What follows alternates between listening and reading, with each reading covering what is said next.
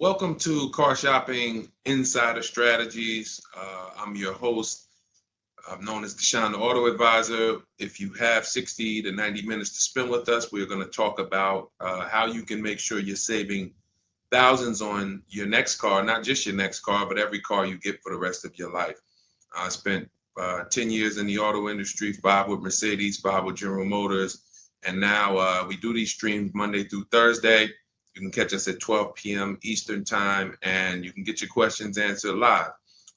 We do rebroadcast this show for those of you who couldn't make it, or if you want to share this with a friend or family, we'll rebroadcast the show throughout the day. But Monday through Thursday, we are live.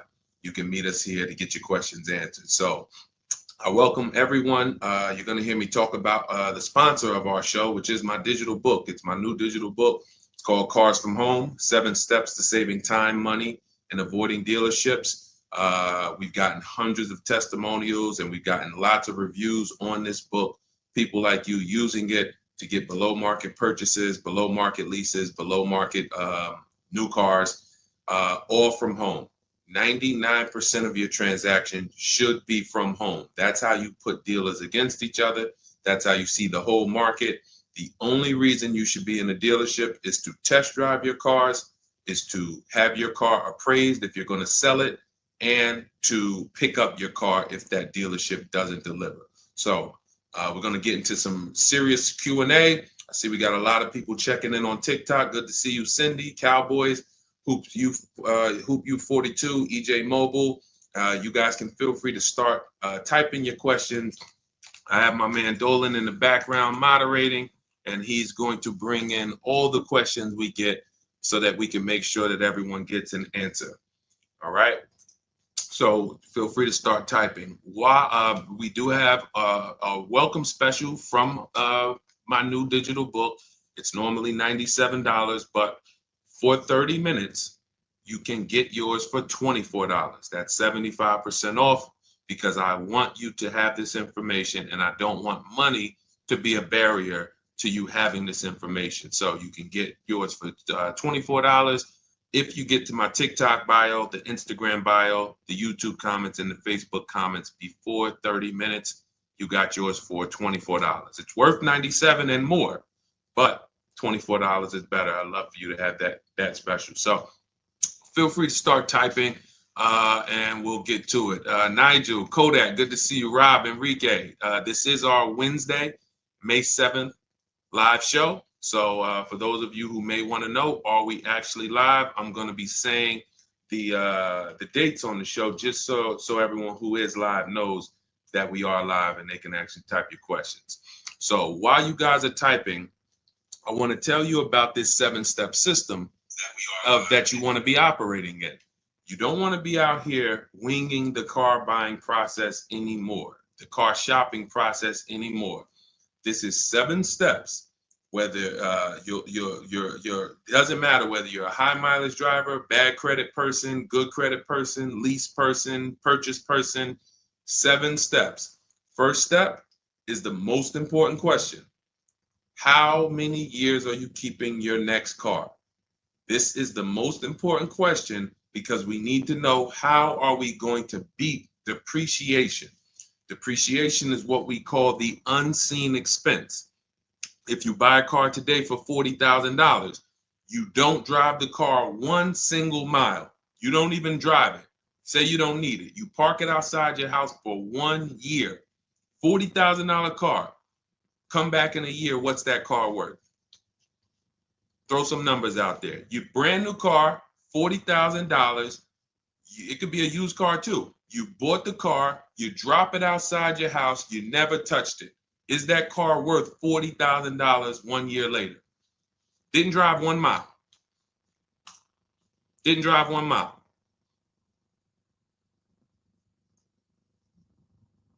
Let's go. Throw some numbers out there. What do you think? What do you think a $40,000 car is worth after 1 year? Let's go. All right. Come on. I know people. Let's get. I sometimes listen. I'm going to say this because y'all know I'm a straight shooter. For those of you who are just new here, I have to let you know, most of the people who have a hard time with us getting to the money, literally getting to the money. It's not a matter of the information. The information's proven. We got thousands of people using it. We got thousands of comments. We got hundreds of testimonials. It's the ability to focus. It is the ability to focus. We live in a world where it is very hard for people to focus, and that is where you lose. So I'm letting you know, when you come here to Car Buying Insider Strategies, you have to lock in. If you're going to be here, if not, you're not going to be able to win. You're not going to be able to use what we teach to literally dominate your car buying processes and have total wins, like Milligan, almost $30,000 off an electric car. Like, Just Ralph saving $5,000 off his brand new 2025s. He bought 2 of them. Dealerships dropped the price. The moment they came out, he got them back in December. They dropped the price on both of them over $5,000. Like, these are brand new high demand cars. You're going to see me share a bunch of people that like, whoa, those results look amazing. And these people are telling you they'll never buy a car any other way except the Cars from Home way with bids. But they focused. Whenever they met me on a video, social media video, hopped on a live, you have to focus, okay? And that's how you're going to win here. So let me talk to the focus people. I see you, KSA. I see you, Nisi, on Instagram. All right, I see you, John. We got you on YouTube. Jay, we got your question coming. So that's the depreciation. You buy a car for 40, your car is worth 30 a year later. It's worth 35 a year later. Even if you didn't touch it, you didn't drive it, you just literally parked it outside your house. So that means our cars are losing value daily, whether we drive them or not. So the reason why the most important question is our first question: how many years will we keep this next car? Because we need to determine, are we going to beat depreciation with a short-term lease, 3 years? Or are we going to beat depreciation with long-term ownership? Well, thank you, Will Rosa. Shout out to the people liking the show. If you are a long-term person, that's where we are purchasing. So that's step 1 in the process. Before you think about, Deshaun, what about my old car? I need to trade that. Nope, you're going to see we don't trade, we sell. But before you think about, Deshaun, I want this car. How do I get the best price on that? Before I think about anything, we are thinking about how are we going to beat the unseen expense, depreciation, because that is what most people overlook, and depreciation kills them, and they don't realize how much depreciation has killed them until they come years later to try to replace their car, and they're like, wow, that's all my old car is worth? Who's had that happen? Who understands that every time you have gone to replace your old car, if you replaced it in 3 years, 5 years, 6 years, besides the pandemic, when every single car was worth $7,000 more than what it was really worth, so you could buy anything and you could win. Besides those times, isn't it more likely that you went to replace your car and you're like, whoa, that's all this car is worth? Man, that's all you're giving me? Because the depreciation has really set in, and we have not held the car long enough to have that win. So that's why this is the most important question. Then we move to equity assessment, where we get bids. Then we move to deal structure, where we structure, what does a great deal look like? What does it look like if I lease this vehicle and it's a great deal? Not these bad deals I see on commercials. What does it look like for me to budget and make sure when I go shop, I'm not going over my budget? In fact, I want to shop way below my budget. That's what we do in step 3. Takes us about 10 minutes. Then we move to shopping. This is the fun part. And I want y'all to understand something. Shopping is deciding what you want. It's not buying it. It's not buying it. Shopping is deciding what you want. Okay? And what we tend to do is we mix shopping with buying. When I was in the dealership, I would have people, man, Deshaun, I don't know how I ended up with a car. I just went to Home Depot. I was going to Home Depot. I said, let me stop by the dealership. And now look, I'm leaving with a car. That's mixing shopping with buying. We don't want to do that. And then we move to step 5, which is we're multiple offers. Multiple offers. So you're going to hear as you stay on the stream and as you understand what we do in the Cars from Home process and why people are saving so much money and they're so happy enjoying their process is because of those 2 words, multiple offers. It puts you in control. It puts you in the driver's seat. It makes you feel like you are the prize. You're not begging anymore. Who's been in a dealership feeling like, man, why am I begging these people to take my money? Will anyone be honest? Anybody be honest and say, man, anytime you've been in the dealership, have you ever felt like, why am I begging these guys for me to give them $20,000 of my money, $50,000 of my money? So what we're going to do is when you start getting multiple offers, you're going to see, whoa, this thing flips on its head. Now they're coming to me. Okay, so this is just initial mindset of the difference with the Cars from Home process. Step 6, we go and tie up our paperwork. Again, if you notice, all of this stuff I'm talking about is done from home. The only thing we do in that dealership is test drive, come on home. And you're going to start now enjoying your test drives. So you probably can't even, you've probably been scared to go test drive. Sean, I'm scared to go test drive. I don't want to. Because they're sitting you down. Thank you, Paul. Thank you, Paul Sperling, for being honest. I see you on Facebook. That's where you've been nervous. Man, I don't want to go test drive. I'd rather just, but what you're going to start doing now is enjoying the shopping because you're test driving, going to another dealership, test drive this. Sometimes people go with their families and say, hey, family, good news. We're going to go out this weekend. We're going to test drive a bunch of cars and we're going to decide what the right one is for our family. The kids are happy, wife's happy, husband's happy. Yes, let's do it. Get to the first dealership, test driving the car. All right, what do you think, guys? Oh, it's okay, it's all right, it's nice, we like it. Okay, now the kids think we're going to see 3 vehicles. Next thing you know, Dad's sitting down with the salesman. Hey, we got a great sale, today. It's a 1-day sale. That's a lie. Really? Oh man, what does the sale look like? Oh man, and for those of you know, I'm not the public. I'm an insider, so I'm telling you from being in the dealerships. You get what I mean? Like I respect people who never were car salesmen and they're trying to teach you guys how to get the best deals. God bless their hearts. I'm telling you from inside. So next thing you know, the husband's sitting down talking numbers. Kids are like, hey, Dad, what happened? I thought we were going to, hey, hold on. Daddy's working out a good deal here. Hold on. They got a 1-day sale. Not realizing they've completely taken you off your shopping process, which is your power, deciding what you want. And then once you decide what you want, you have multiple dealers compete while you sit at home. Right where I'm at, right where I'm sitting is where I have made my last probably 5 car deals for myself and my family from right here. Bids. So now that we open it up, we gave you a little mindset of what Cars from Home is about. We got questions coming in. I see Jay on YouTube. I see Robert on TikTok. For those of you who want to know if we're live, we are live.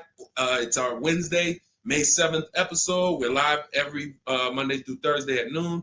But you might be watching a rebroadcast and you might have someone ask the same question that you're going to ask because we do replay the show throughout the day for those who couldn't catch us live. All right. So Dolan, let's start bringing in these questions. I see we got some coming. And Instagram, you guys type your questions. We're live on Facebook, YouTube, Instagram, and TikTok. All right. What do you think about the Flex Car Leasing Company? Let's see. It's Flex Car Leasing. All right. See if we can find out about Flex Car. Live large, spend small. Sounds like a good quality lease. That's literally, listen, I leased my first car, I was 22. I had other friends buying cars. My payment on my Pontiac G6 was $256. It was a $20,000 car. I never had a problem with it because it was always under warranty, and my other friends were out there, buying cars they were paying double what I was paying. And again, if you're keeping your car 8 years or longer, forget about leasing. You should be shopping for a below market purchase. If you're not keeping your cars 8 years or longer, below market leases is how we save all the money keep thousands in our bank account, drive incredible cars. So let's take a look. It says Flex Car is the first and only month-to-month car lease because freedom shouldn't come with the contract. Once you flex, you'll never buy a car again. Now, I like this. We're just judging it by what do we get to drive? Here's how you judge leasing, y'all. What do I get to drive and what do I pay for that? For example, I told you guys my first lease was $20,256 a month. Then I got an Infiniti G25. Our payment was, that was early. That was like 2011. It's like a $35,000 car. I want to say I was like low threes or either high twos. Ridiculous deal on it. Wasn't no more than that because after that I got an Infiniti Q50, $45,000 car. My payment was $325. After that I got another Q50. I had 3 Q50s in a row. My next payment was $345. My last one was $365. That was all of these are $45,000 cars. No money down. I do not put money down on leases, and I teach you how never to put money down when you're shopping. When you know you have a great lease deal, then you can put money down. Let me give you an example. So let's say we shop all our offers. You're going to see dealers all over the place. Once you get multiple offers, you guys are going to see, thank you so much. Shout out to the people sharing on TikTok. Shout out to the sharers. Everyone who shares this broadcast, I appreciate you. Everyone doesn't share, but I appreciate the people who do share. I don't take it for granted. You know, and your friends will be upset if they find out you sent them out. They went out, bought a car, got ripped off, and then you're like, hey, you ever hear that guy, Deshone? No. Oh, yeah, I watch him all the time. Why didn't you share his channel with me? That mess around, you know, the friendship's over. So make sure. So share with your friends. But anyway, so when we consider that leasing is a value play. So leasing is how much car can I drive for X amount of money? Because that's all we judge it by. It is literally nothing. We're not in love with these cars. We are not keeping these cars for more than we should not be leasing something and saying we love it. Because if you love it, you mess around and lease something that has a bad lease program, and then you're driving a car overpaid for it because you like. So you know, if somebody says, "Oh man, I really want that Range Rover," and then they shop the offers. Range Rover offers are no good. They're all over 1.5, 1.6, 1.7. For those of you who don't know, we judge leases by dividing the MSRP, the monthly payment we get, no money down. You divide that monthly payment into the MSRP. So if you have a vehicle that has a $400 payment, you divide that into the MSRP, which is, let's say, $40,000. That's going to be a 1% lease. You multiply it by 100. So divide the monthly payment into the MSRP times 100. That tells us a percentage. So once we get that percentage, we can see, is this a 1% lease? Is this a 1.5% lease? Is this a 1.2% lease? Now, you cannot judge a lease until you've gotten multiple offers because you need to find what we call the 20%. What are the 20%? Anybody know what the 20% is?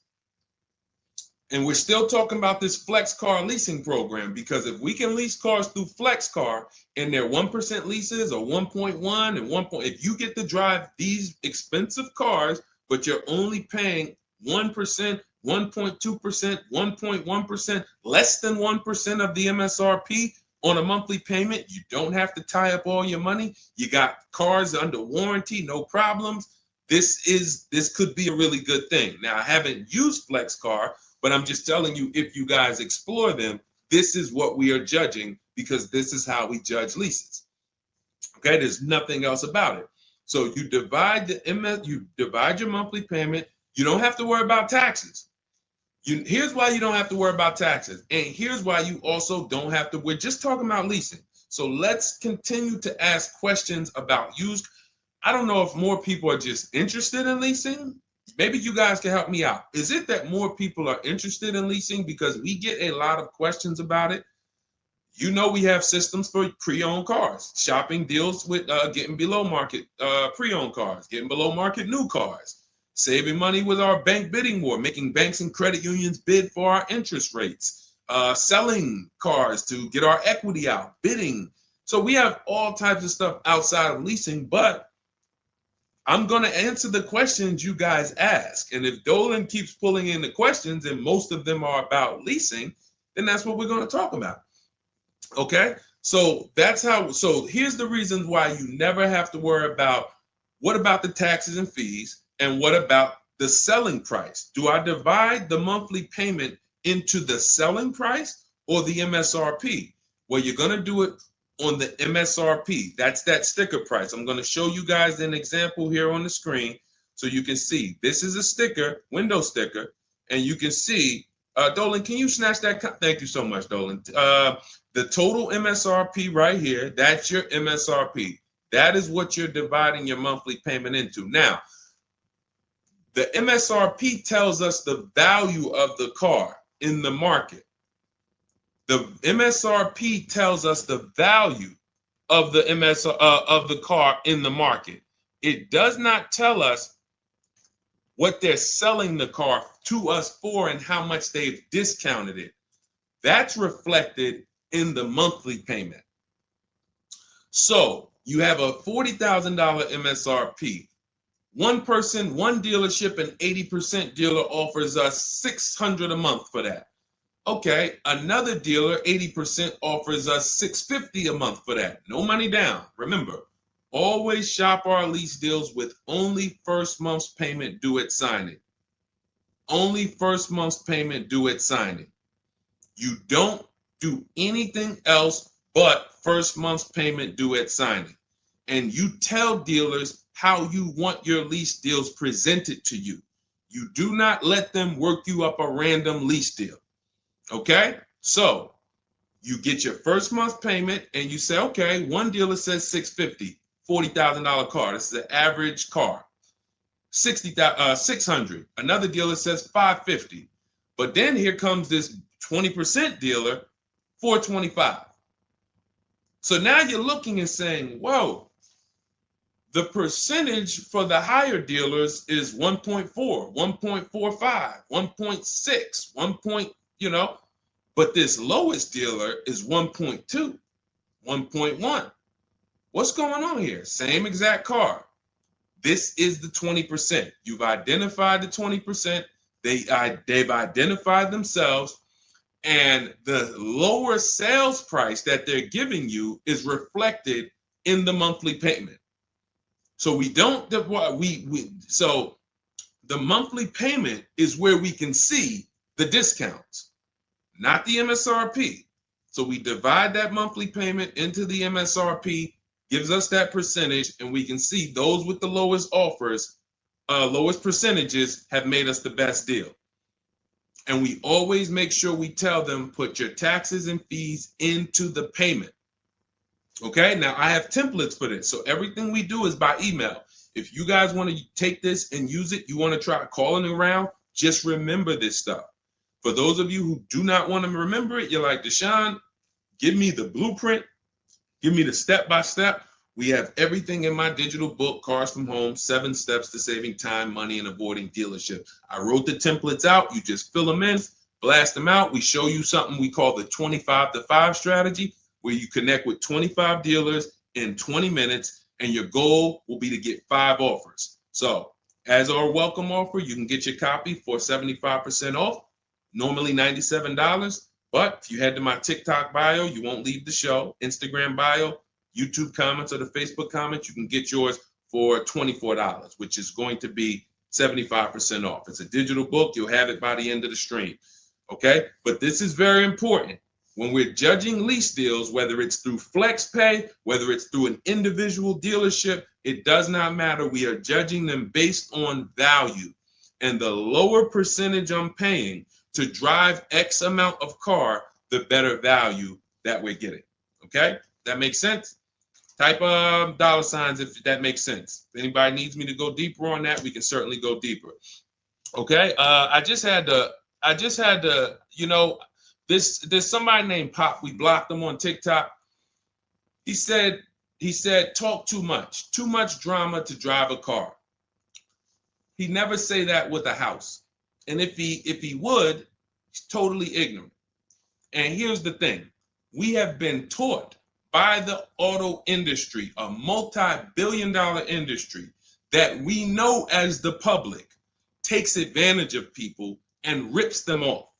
As an industry, not every dealer, but as an industry, they take advantage. They do not get sued. We have people who are driving the same cars, paying $200 more, same exact car.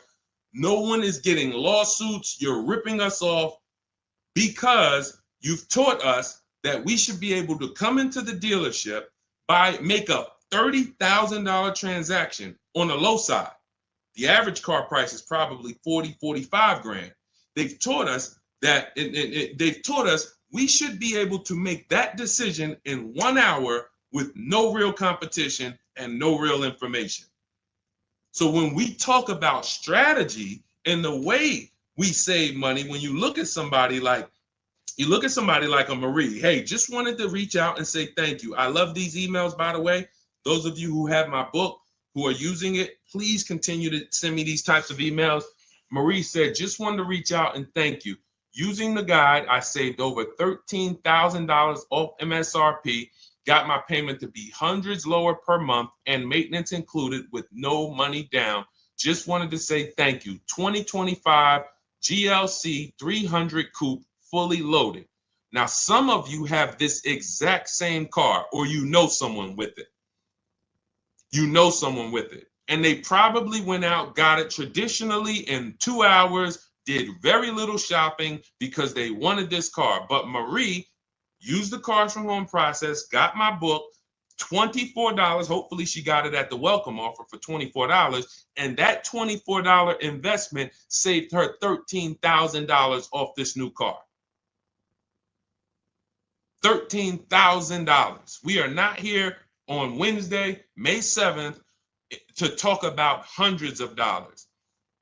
And these are the people who would be warning you guys to say, hey, you better have a process.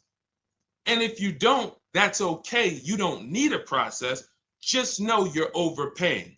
And just understand that the car business has mastered sending you down the road in your car and you overpaid and you're smiling.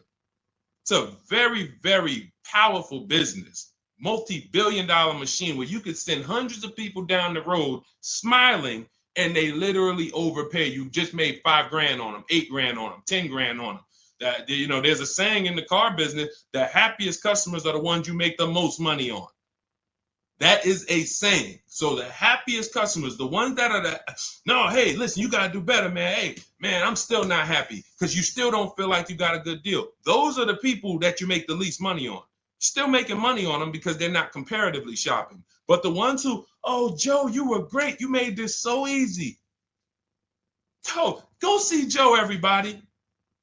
Meanwhile, Joe's making $8,000-$10,000 on you every single time. So appreciate the people who value having a process for the most expensive purchase some of them are going to make. We're not buying homes like we used to. So some people, cars are going to be the most expensive purchase that you make. So I appreciate the people who value how serious that process is. All right, Dolan, let's keep them going. Next question. We got a lot more coming in. Lady V, how are you? What are the major updates for the car buying strategy? Oh, are you in Cars from Home? I announced Lady V, let me know, because it sounds like you're talking about a post I made to our private group. Actually, if you check Leasing Like a Boss, what we just did is we turned our 25 to 5 shopping process, which was you. By the way, guys, this is somebody, we have 2,300 people in our inner circle who use the Cars from Home strategy. They don't like reading, not all of them. They prefer videos and coaching. We have coaching calls first and third Wednesday. We got one this afternoon. But what she's asking, I announced that we were upgrading again our process because we made it even shorter. And guys, we're getting cars in 45 minutes. We're getting lease deals in 45 minutes over a 3-day period, 45, 60 minutes. Literally, we are having people bid in a process that used to take us, even our people who are good. Like you look at somebody like Rosalie. Rosalie, some of you know if you've been on the stream, I continue to celebrate her. She got 3 cars. At once, she had to get 3 cars for her sons. A Nissan Rogue, $36,000, $399 a month, sign and drive. CX-30, $28,000, $339 sign and drive. That's a 1.2% lease. And then Mazda CX-50, $40,000 vehicle, $420. 1% leases, and then one, just killing it. Probably. And then she got $6,700 selling her old leases. She sold 2 leases because in step 2 of our process, we teach you how to sell not just your cars that you own or that you finance. Who didn't know you could sell a lease? Type me. Let me ask this too. Who didn't know you could sell a car that you did not have the title for? It's not paid off yet. Let's ask both. Who didn't know both of those? Because I've seen people in my career that say, listen, Deshone, as soon as I make my last payment, I'm coming to get that. As soon as I get the title. And I'm like, where did you think that you had to wait for the title paid off to? So who didn't know that? So literally, I see you, Nina. Thanks for being honest. Appreciate you. All right. Thank you, yours truly. I appreciate the people who are always willing to be honest, because you're the ones who are going to really, if you can't get the bad news, you are literally not going to be able to get to the good news. Like, you got to realize the people who they have a very tough time is they just think, Deshone, I know way more than you. Even though you've been in this thing since 2006, you got all this experience, you done worked for this, been a finance manager, had your own brokerage. Deshone, I still think that I know this more than you. Very tough time helping them. But other people, you guys can win very simply. So when we look, she's asking, we were getting these cars in roughly an hour and a half, 2 hours from home. Now, I'm doing it in about 60 minutes. But I created a quicker process, cut some things out, and we just are uploading new things to our membership page that are going to have people literally popping in over a 3-day period. Morning, 10 minutes. Afternoon, 10 minutes. Evening, 10 minutes. You do that by your second day, you're going to have 5, 6 offers, 7 offers, and be ready to close the deal. Like, that quick. That quick. I'm always about quicker. Deshone, y'all getting cars in an hour and a half from home. Yeah, but can we do it quicker? So that's what we got. So check Leasing Like a Boss, and you'll see some of the new videos already in there. And thank you, Daniel. He said it's worth the price. And it's in the book. So very important to understand. Everything we're talking about, guys, you can get it for $24. If you get to the book before the 30-minute welcome offer expires. This is the same system. Some people just like videos and coaching in our community, 1,600 people in it. They want to be in that. Like, let's do this together. Let me ask more questions. We can't answer questions for people who have the book. Unless you pop on a live and you catch me here. So thanks, Lady V. But yes, check out the membership page and you'll see all of the new videos in day 5 for the 25 to 5 strategy. It just got quicker. All right, go ahead, Dolan. Pull the next one up. All right. And every time y'all hear something that you like, can you continue to run up these likes on TikTok? Appreciate it. I see we're about 300 now. But if y'all can continue to run those likes up, it means a lot. It lets TikTok know, hey, they're talking some serious stuff over here. Let's bring some more people over here so more people can benefit. My man Paul Sperling on Facebook. How are you? Are there dealerships that won't allow you to lease unless you use their financing and not use your own credit union? This is a great question. Wanted to know if it was true because Genesis Salesman told me that. Great question. So Paul, with a lease, we must use the dealer's bank or the manufacturer's bank. It's not like a finance where we can go and we can get our own financing. We can shop around for our own financing. And the reason we're doing that is to make sure that they're not overcharging us for the financing. So we have a process we call the bank bidding war, where we strategically let tons of banks and credit unions shop our credit without it lowering our credit score with all these inquiries. And we do it within a window, and it allows it to only show, it only affects our score as one hard inquiry. So these are the steps we take to make sure we are not overpaying. Thank you, y'all. Yali 288, #1 gifted badge. Appreciate you. But on a lease, it's different. We must go through the dealer's bank. Now, here's what could happen. With a lease, there's something called a money factor, which is an interest rate. That's an interest rate on a lease. It's called a money factor. Now, dealerships, if they know you are not shopping, and some, the 80%, even if they know you're shopping, they're going to mark up the money factor. So they're going to create and quote you with a higher money factor. This is why going in and asking for the invoice does not matter. You don't know what the hidden money is. What are the rebates? What is the incentives? What is the money factor? You don't know. Did you mark it up? Did you not? Can't see it. It is totally undisclosed. There's no way for you to see it. So how do we make sure this doesn't happen?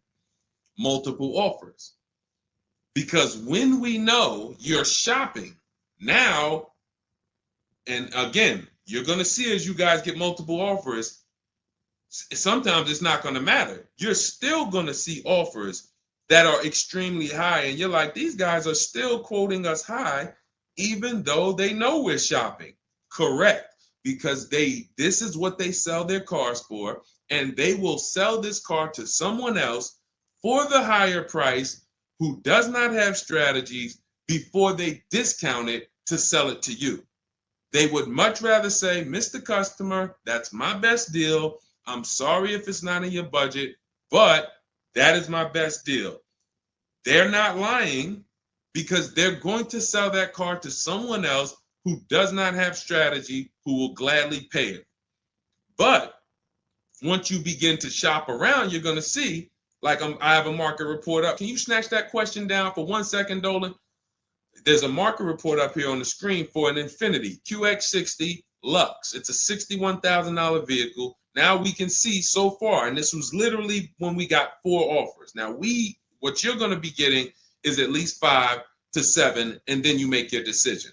Only vehicles that are very scarce, you're going to see less than 4 offers or less than 5 offers. And then at which point we usually make a decision on, do we want this vehicle or do we want to hold off and maybe check back next month, because we need competition. But in most cases, you're going to see plenty of offers come through, 5 offers, 7 offers. This is how most market reports look that we prepare. We prepare these for people, and this is what we teach you to do for yourself. So, as you can see, $61,000 vehicle. One dealer is at $873. Sign and drive, no money down. One dealer is at $889. But then we have 2 dealers that have come in at $680 and $685. $200 apart.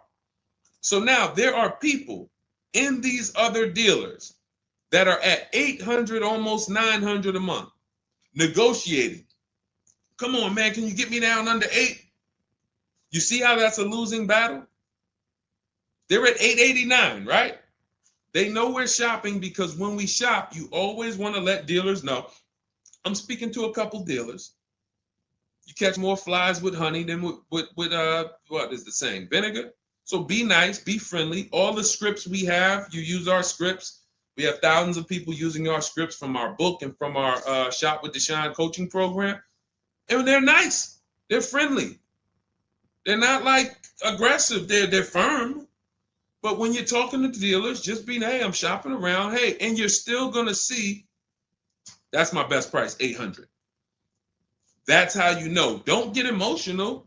This is the 80% Deshone told us about. Don't expect them to do what the 20% does. Expect them to be high. You're $150 higher than the other dealerships. Are you going to come down? No. Because 16 million new people buy new cars a year. And sorry, I'm glad you got strategy, and I'm glad you know how to find this 20% dealer that's $150 less a month than me. But that's not going to change the fact that I'm going to sell this car to someone else. And they'll try to lean on you and say, well, do you want it? Because, hey, that's our price. No, I'm sorry. We don't want it. Thank you so much, though. So this is what we're dealing with when we are dealing with car salesmen. which is why you must shop multiple offers to be able to get your best offer. Now, when we look, going back to yours truly's question about, can you pull that question back up about the shopping for the lease financing? It wasn't yours truly's question, I don't think, Dolan. Whatever the last question was, because what we're talking about is in those $800 a month payments, what is making those high payments so high? It may not be that they're not discounting only. It might be that they're not giving a big discount, and the finance managers are so used to robbing people that they say, listen, every single lease quote that y'all quote, make sure you put 1 point in there for me. Every single lease quote. Do not bring me a lease customer if you don't have any padding in that money factor for me. And that's what they do. So they are not going to lower the money factor. They can't. There was salesmen. I remember when we were salesmen, they used to start negotiating the rate. Hey, what if I could get you down to 3.9 or 4.9? The finance manager come out and say, why are you saying that? You're giving away my money. You negotiate the car price. You negotiate with their trade with them. You don't negotiate my money, because the finance managers are like, hey, when it comes to that rate, that money factor, those interest rates, that's my money. And there are some dealers who have it built in, which is why you must comparison shop. You stay at home. Again, if you want to do it your way, you want to call around, you want to get at least 5 offers. Using our way, we'll show you how to get 5 offers, contact 25 dealers in 20 minutes, and then literally in minutes, you got offers coming into your inbox. But whether you're doing it our way or whether you're doing it your way, stop doing it their way. Their way is just come on in, think you can negotiate back and forth, and then once you hear a number that you feel like it sounds good, that's when you take it. Losing battle. Okay? Let's go, Dolan. Pull up the next one. All right, I see we got a lot of questions. We got Nina. For those of you who don't know, we are absolutely live. This is our Wednesday, May 7th live. We're live every Monday through Thursday at 12 noon, so you can meet us here. If you couldn't catch the whole stream, we will rebroadcast this show throughout the day, so you can have your friends, family watch it, or you can catch up on some of the things you missed. We'll replay all through the rest of the day. And on the weekends, we take all the shows from the week and we rebroadcast them out, so everyone can catch up on things throughout the weekend. All right. And most times you're going to hear someone ask the same question you were going to ask. All right. When getting quotes for your Adrian on Facebook, when getting quotes for your car for trade, who all should you get quotes from? This is a great question, Adrian. 6 companies right now. 6 companies. And we could throw a 7th in because Rosalie sold hers to We Buy Any Car. So this is step 2, guys. This is called the equity assessment, because we don't trade. Trade is a curse word here. The only people who have to trade using our system are people who buried themselves in negative equity, and now we're working a transaction to get them out of it. They can't pay the difference, so they have to trade their car into whoever wins the bid. And but those are the only times we use that curse word, trade. In every other case, we are selling our car to cash buyers because we're separating our transactions. We separate who we buy our car from who we sell our old car to, from who we get our bank loan from. Some of you, and be honest, have you given the dealership your trade-in, got a loan from them, and got a car from them? All 3 in 1. Have you done that? I bought a car from a dealership, got my loan from them, and I gave them my old car. 3 transactions in 1. Impossible to have 1 there. Again, take the bad news first so that we can get you to the good news. You cannot win giving a dealership 3 transactions in 1. Okay? Each one of these should be bid out while you're at home so that you know I've maximized everything. Okay? So 6 companies we're getting bids from: CarMax, Carvana, Driveway, Kelly's Blue Book, but not the regular Kelly's Blue Book, Instant Cash Offer. Kelly's Blue Book Instant Cash Offer, where they connect you with a local dealership that gives you a cash offer. Auto Nation, cash offer. Car Gurus, cash offer. All three of them connect you with a local dealership to get a cash offer.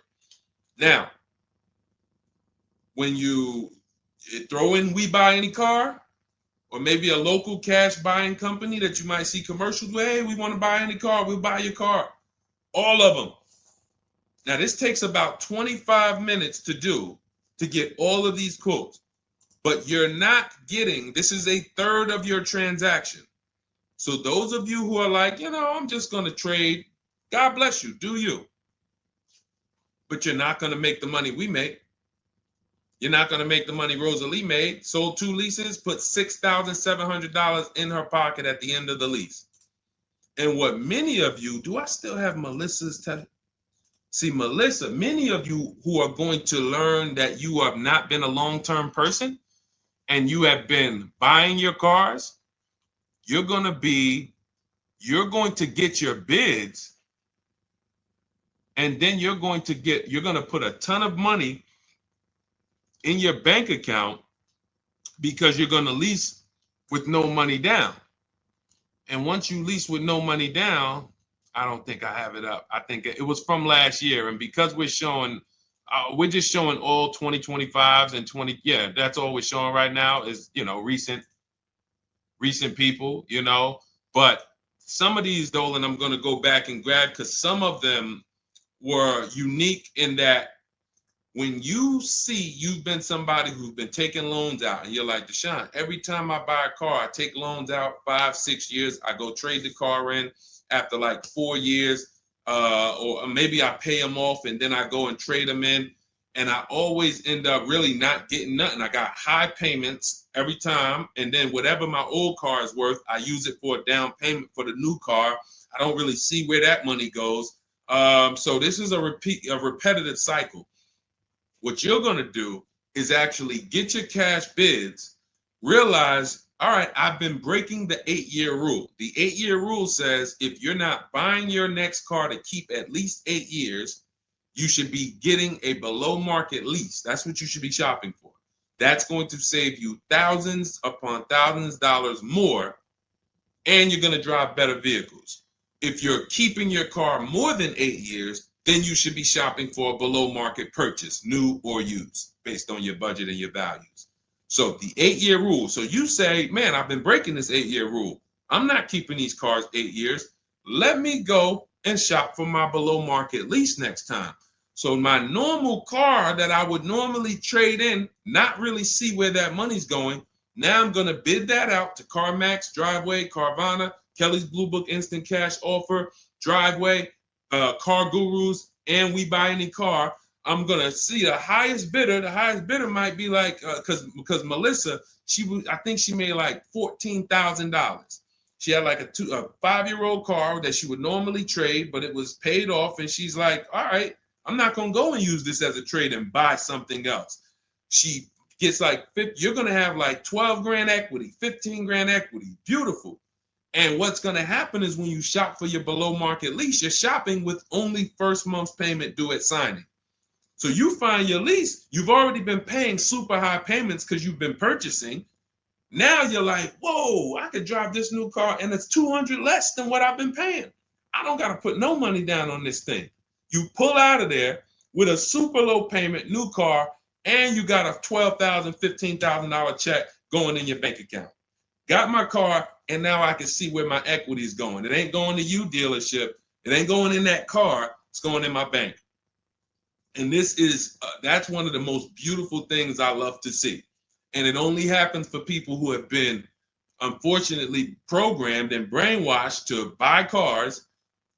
They don't keep them 8 years. And then when they come to the revelation, now it's like, boom, equity goes in the bank. I'm driving new cars for cents on the dollar. Beautiful. All right. And that's why you do the equity assessment before you shop. Step one, we decide how our 8-year rule. Are we buying to keep more than 8 years or less than 8 years? That's when we know, lease or purchase. Then step two, equity assessment. Let me see what my current car is worth. My current lease is worth. Can I make any money on it? Am I upside down? That's what we do at step 2. Okay, so once you guys really follow this process, your whole car buying is going to change. You'll be moving just like everybody else is moving. Just like Brian got his first lease. First lease using our system. He said, just finalized my first ever lease using your system. 2025 HRV Sport, all-wheel drive, $30,500 MSRP for $395 a month. 1.2% ratio. See, this is how you know people understand the car buying process. They talk just like me. They talk just like me. They know the process. They didn't have to go to school for this. They just followed the steps, and I walked them through how to judge the deal. 1.2% deal, 12,000 miles a year, 36 months, no money down. His initial quote from this dealer was $434. In my book and in our Shop with Deshone system, we have calculators we invented. We have 6 proprietary calculators. Can't find them anywhere on Google. They're ours. We created them. He used our calculator. We put all our offers into the calculator. It tells us what to counter. So he counter offered online or by email. His last offer was $395. They went from $434 to $395. That's how it goes. And he probably had 5 or 6 or 7 other offers that was $150 a month higher. That's how it goes. All right. That's where you want to be. All right. That makes sense. Did everybody grab that? Type $ if you follow me. Who's following? Type $. Okay. I never want to go to the next subject before I make sure. All right. Did you grasp that? Did you? All right. Thank you. I see you, DJ and Nice. My man, good to see you checking in. Hart, you have that's your username, Hart. So yours truly. Thank you so much. Good to see you. All right. I see you, HD1 1225. Good to see you. All right, perfect. All right, Dolan, let's go to the next question. All right, feel free to keep talking. I know we got a bunch, so I'm not even gonna say it. Let's just try to get through what we got so far. Should there be a set length of financing depending on the year of the car? Great question. So we have something we created called the Rule of 72 and the 10th birthday. This is, all right, there's something we call the repo recipe. So when I was in Mercedes, this happened more often with Mercedes. People, 4 expenses that we need to take into account when we're financing a car. 4 expenses. The cost to acquire the car, and most people are taking a loan. So it's the cost to acquire. Then you have the cost to repair it. Well, let's say this. You got your insurance. You have your maintenance. And on some cars, maintenance does become serious. On a Mercedes, your oil change is $200. Your brake fluid change and your service B is $400 to $500. So there are cars that we have to take into account the maintenance being serious. Then we have gas. So even if you have a car that maintenance is low, you still have gas. So let's just wrap those 2 together. And the 4th expense is what really, really hurts people when they have something that breaks. And when we have something that breaks, what we typically don't want is a car payment. We don't want all of those expenses on top of things breaking. So what we really want to do, and this is a measure of when you're buying too much car for your real budget. If you can't buy a car and you afford it and can get, most of the loan is under warranty. So most of the loan that you have the car is under warranty. If you got a 5-year loan and you got 2 years without a warranty, okay, cool. You got a 6-year loan, you got 3 years without a warranty, okay. But you don't want a 6-year loan and 1 year you had a warranty and 5 years there's no warranty on a car that could, and you don't have the cash. These are things that we call the repo recipe, because when something breaks and you have a car payment and your insurance payment and they're telling you, wait, you need the maintenance, you just wait, I just put brakes and tires on this thing. This is enough for some people to say, whoa, I can't afford to put $5,000 into this car in 60 days. Or so how do we prevent this? We prevent this by making sure we're not taking a car or a loan too long for the year of the car. And the longest loan we want to take is 72 months. And so the reason why it's called the rule of 72 and the 10th birthday is because when you add up the year of the car and the number of years old the car is, I'm sorry, when you add up the year of the car and the year of the loan, the number of years on the loan, it should not pass 10. So if you're getting a 4-year-old car, you can take a 6-year loan. If you're getting a 3-year-old car, you can take a 6-year loan. That's 9. If you're getting a 5-year-old car, you should take a 5-year loan max. If you're getting a 6-year-old car, you should take a 4-year loan max.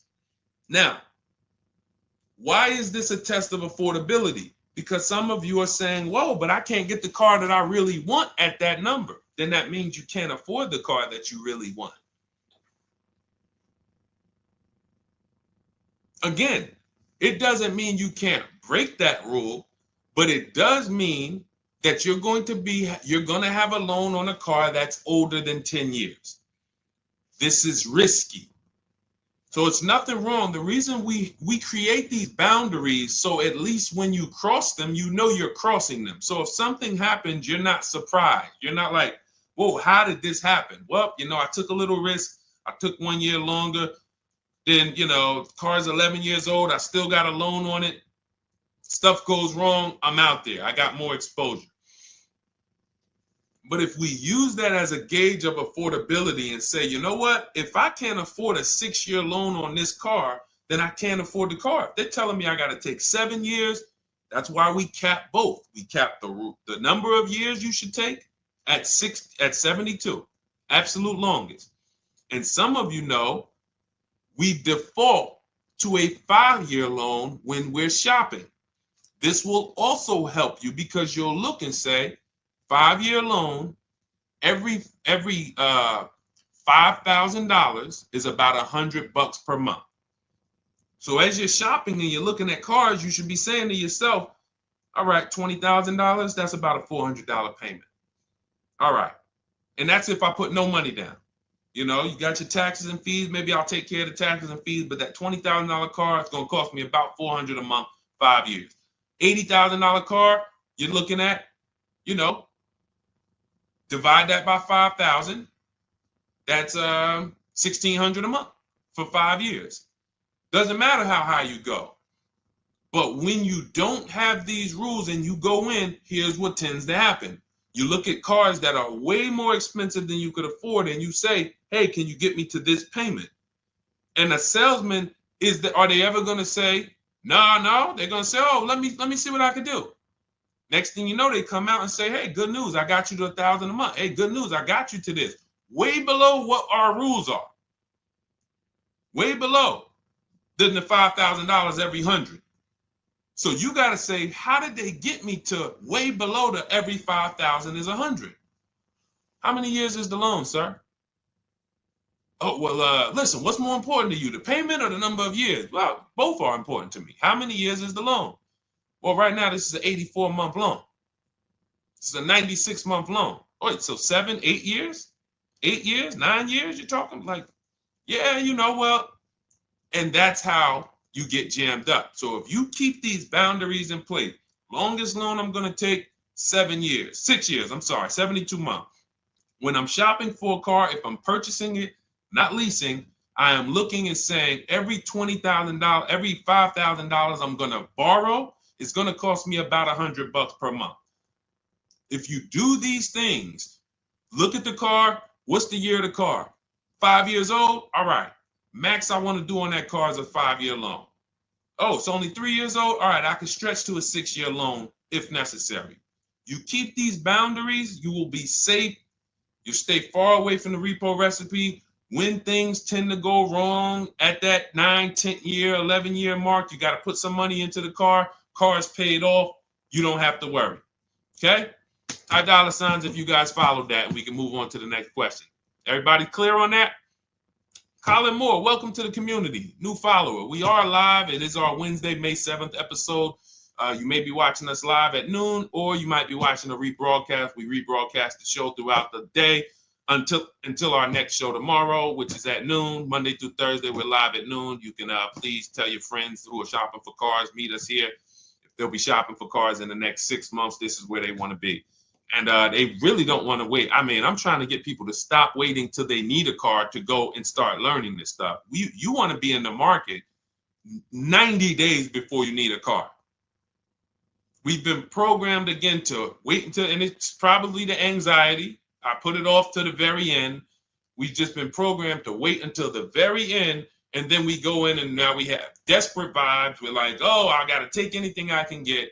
We really want to be strategizing our car purchase early in the market, able to say no to offers very early. This is power, where you can say no. You can email. We have dates that we give the dealerships of, hey, this is when I can buy a car. I could buy it today, but I don't need it for 2 months, 3 months. That really puts us in a position of power, because everyone they're dealing with is desperate, walking in saying, I need a car today.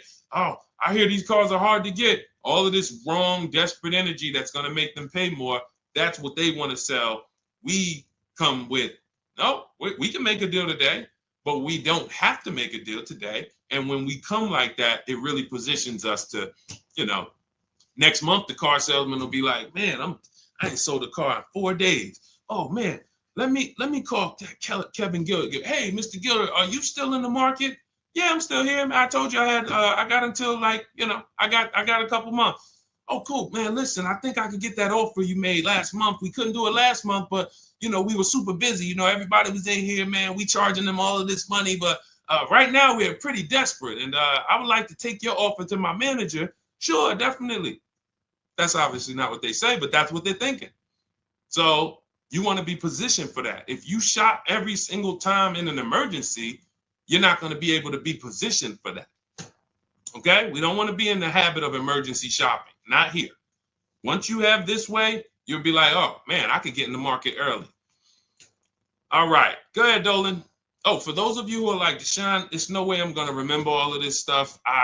Can you give me the whole blueprint? Write it out step by step. That's my new digital book, Cars from Home, 7 Steps to Saving Time, Money, and Avoiding Dealerships.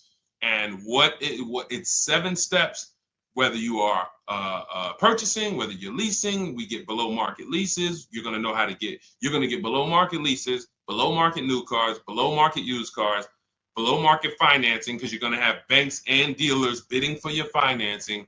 If you're a high mileage driver, there's 3 different strategies for exactly how you need to be moving as a high mileage driver. If you have negative equity, there are 2 strategies in there to help you move from negative equity to your next purchase. This is all in 7 steps.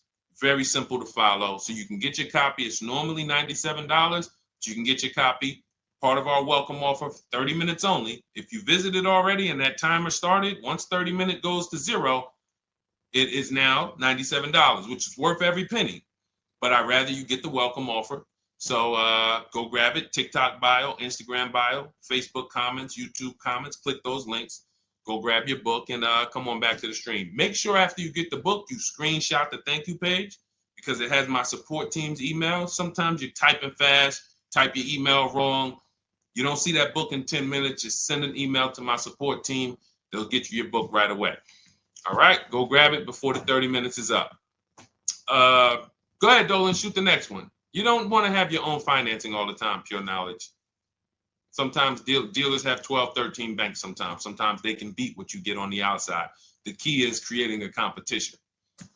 Thinking about a 2025 Land Cruiser for $62,000, $5K down, any advice?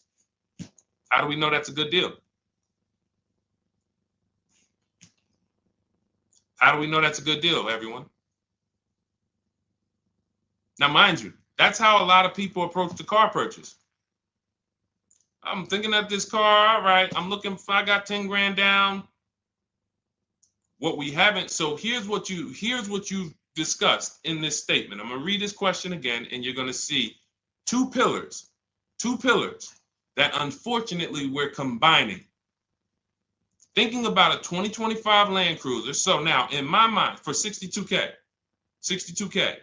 Now, this is a new car. With our new car system, we use the bidding. Thank you so much, Daniel. See, Daniel knows. I think, Daniel, you have our book, Bidding the Market.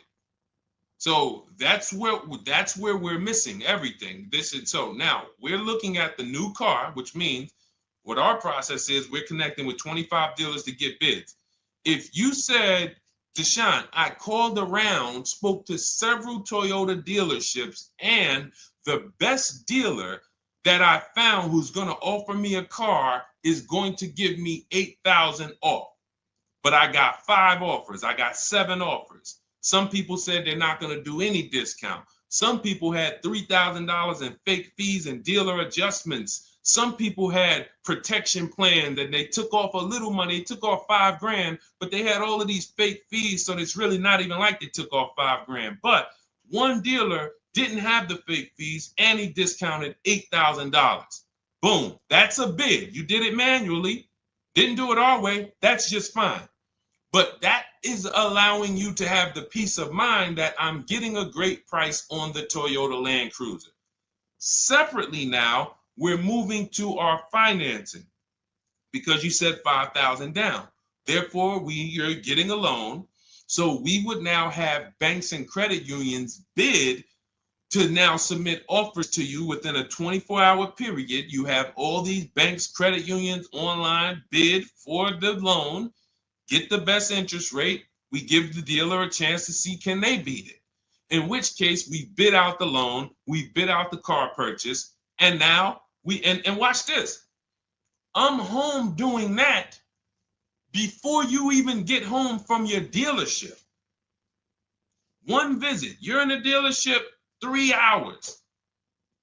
I'm popping into my email minutes at a time, 15 minutes. I'm hopping on.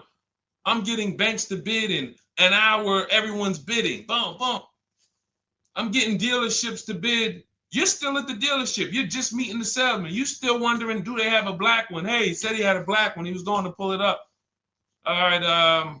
He comes back with silver. Oh, you don't have black? Oh, no. Well, listen, somebody's trying to dig it up in the back.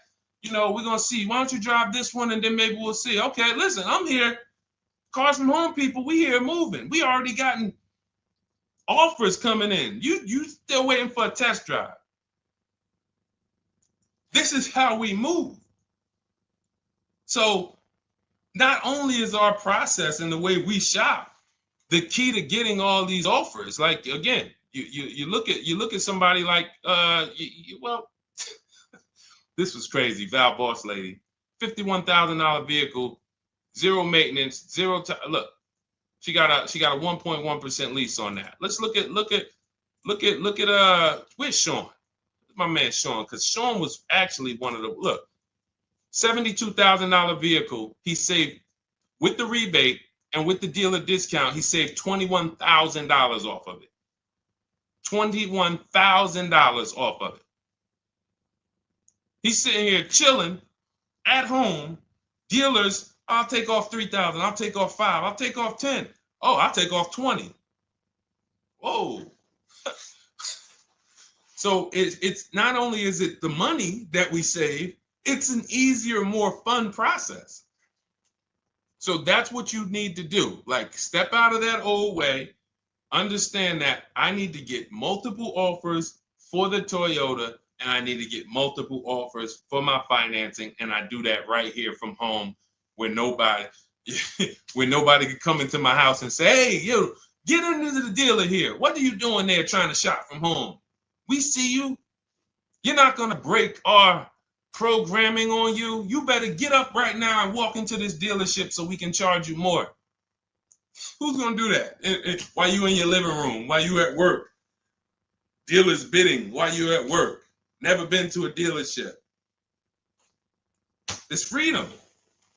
Multiple offers. Yes, Lady V. That's my 2 favorite words. I swear, if I didn't wear unlearn, relearn, I'd be walking around with a shirt that said multiple offers.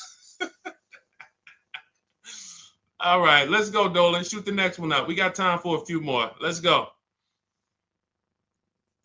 Few more questions.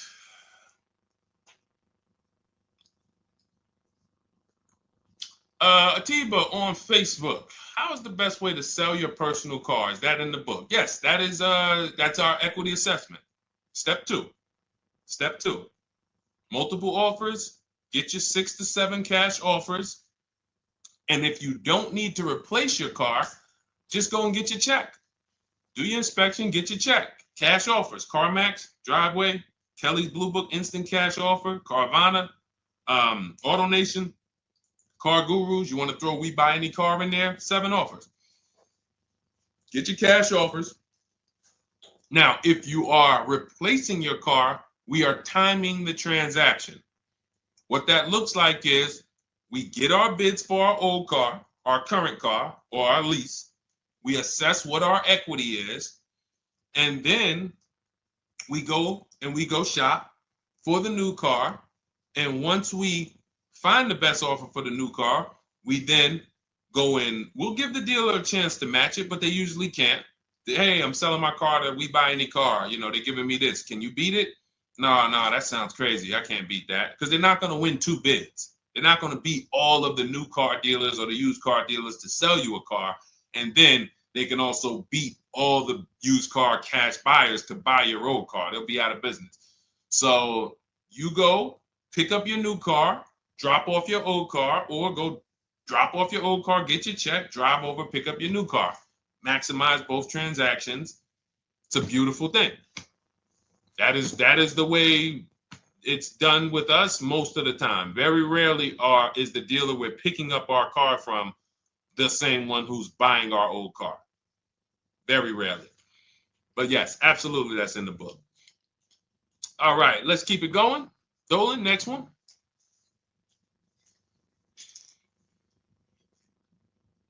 Daniel Thompson, Deshone, I've been keeping an eye on a used vehicle that has been sitting on the lot for over 60 days. What is a good amount to ask off the sales price without teeing off the dealership? Thanks for your time. So if you've been watching the vehicle, and this is the benefit of being in the market early, used car markets change, used car trends change. You can see prices going up, you can see prices going down, you can save inventory that you've been looking at. You know, I show you in our multiple marketplace strategy how to save the cars that you're looking at, create these save listings. Every new car that pops up, you get an alert for it. This is why when you know the market, like Daniel knows the market for this car, if he has on alerts, every new car that pops up, he knows about it first, and he can actually jump on that car quicker than anyone else, because other people will hesitate because they don't know the market. So they'll say, hey, what about this car? Oh, they just listed it today. It might not be a good deal. Well, Daniel will know if it's a good deal because he's been watching the market to know, yes, that's a good deal. No, it's not a good deal, because the really great deals where dealers say, hey, we're just going to move this car. We want it gone in 24, 48 hours. Those are not going to last. So literally, once they list them, you want to be able to say, oh, I saw that first and I know the market. Hey, you call. Oh, just got a cramp. Went to the gym earlier, dehydrated. Went to flex and my arm said, no, you're not going to do that. So, but once you know the market, you literally can jump on things fast. Now, in the case of also watching the market, in this case, we see a vehicle that's sitting. As long as we verified there's no bogus fees on it, only fees on a car we're purchasing, used car or new, should be tax, documentation, and motor vehicles. That's it. Tax, documentation, motor vehicles. In some cases, in certain states, you may see smog or something. Should be very small. Very, very small. Shouldn't be anything else for $300, $400, $500, $600. Tax, motor vehicles, documentation fee. Those are all legit fees. Everything else is a made-up fee to try to make money. Now, there might be some value in some of the things. We have a service plan that we added that we selling on all our cars. Okay, but we got to compare that to the dealers who don't have that stuff. So what you want to do is look at the low side of the market, the way we teach. So if you're looking at the low side of the market, Daniel, for example, and you see, all right, all the low prices are 21 to 22. The cars go up to 24, 25, 26. I see some up there for 27. Okay, but the low side of the market is 21, 22. And this is how we watch the used car market, because we want to watch the low side. Now, the low side is going to be where the worst cars are. What do I mean by that? frame damage, salvage title. If you don't see a couple cars and you pull a Carfax and it says salvage or it says frame damage or it says 2 accident, you're not looking at the low side of the market. You're looking at the regular retail market, the regular middle of the market, the average prices. Because if you're shopping the low side and you're like, okay, between 21 and 22 is where the lower prices are, you're going to see some, oh man, look at these pictures. Now, car's all scratched up. Oh man, okay, man, this thing had 2 accidents. Oh man, this thing's salvaged. But then you pops up and you see one for 22. You pull the Carfax. Carfax looks good. Maintenance looks good. Boom. Oh, now you know. So Daniel, if you know the low side of the market, now you're trying to see maybe this car has been there. It's $2,000 more than the low side of the market, but maybe they're getting desperate. So you make an offer that's right where the low side of the market is. So let's say the low side of the market is 21, 22. This car is listed for 24, but you know this thing been there for 2 months. You make an offer of 21. They might say, hey, listen, no way we can do that. Most we can do is 22. In which case, you won. That's why you want to know where the low side of the market is. Because if they accept the offer and then your offer was too high, then you regret it. So if it's 24, it's been sitting there, you offer them 23, 22.5, they say, yes, we'll take it. Then it's like, man, was that the low side of the market? No, the low side of the market was 21 to 22. So let me offer 21, see if they'll bite. And if I land at 22, then I'm happy anyway. If I offer 21 and they say, look, no way we could do that. We could do 22.5. That's the lowest. We can blow this car out, and you won anyway. This is why knowing the market, this is all we teach.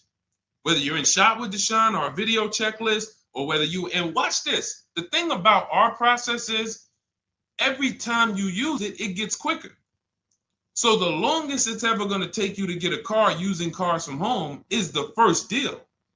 Second time you coming through and you're like, okay, I know what to do now. I know where to go now. Yeah, I remember this from my last time. I remember this. That's why Rosalie got her QX60 last year. And then she got 3 cars at once. Because she's like, I got mine. Now I just got to rinse and repeat 3 times for my sons. So that's what you need. That's where you base your offer on those things, Daniel. All right? All right, great job. All right. All right, it's go ahead, Dolan threw up one more. All right, I'm trying to see. I'm looking at time and I'm like, all right, let's go. All right. Is it true that finance bank will require a certain amount down to get you approved? Absolutely not. Absolutely not. You can do no money down financing. Here's what's happening if anyone's requiring money down for finance. It could be based on your credit, but more often than that, it's based on how much you're trying to borrow relative to the price of the car. So let's say a car is $25,000. Now, this is how the ability to shop affects your deal in the long run. Because if you overpay, the bank is not going to tell you. It's not their job to say, yo, you're overpaying for this car. But here's what happens. Let's say a car that is a good deal would come in around $25,000. Good deal, good value. Now, you don't know what you're doing. You go in, you pay, you get a car, you're like, okay, man, I'm looking at this car, man, it's about $28,000. It's about $28,000. I love it. It's a nice car. Now, you're not looking at the market to see what the low side of the market is. You go in, and you could do this with a new car too. Tons of people did this during the pandemic. Went in, paid over sticker, 5-10 grand. Normally, the bank would not have approved those, but the banks were in cahoots with the dealerships because there's something called a loan to value ratio, which is why the banks are getting hurt right now because they approved deals on cars that they knew were worth 35, but they were approving loans for 50. Because dealers decided we want to sell this $35,000 car for $42,000. So once our client needs the loan with everything, and they might have a little negative equity, we need y'all to loan them $50,000 on a $35,000 car, and the banks did it, which is why they're falling apart right now, and they're going to continue to collapse. So when you look and say, whoa, if that's the case, how does the bank protect themselves? It should be loan to value ratios, which means this car that you're telling us you bought it for 28, your taxes and everything are, let's say they slapped on some fake fees on you and you're up there like, all right, man, I thought the car was 28. But when it's all said and done, I paid like 34 for it. Now you leave with that car for 34. The bank looks and says, or you're trying to get it for 34. The bank looks and says, whoa, the book value on this car is only 23.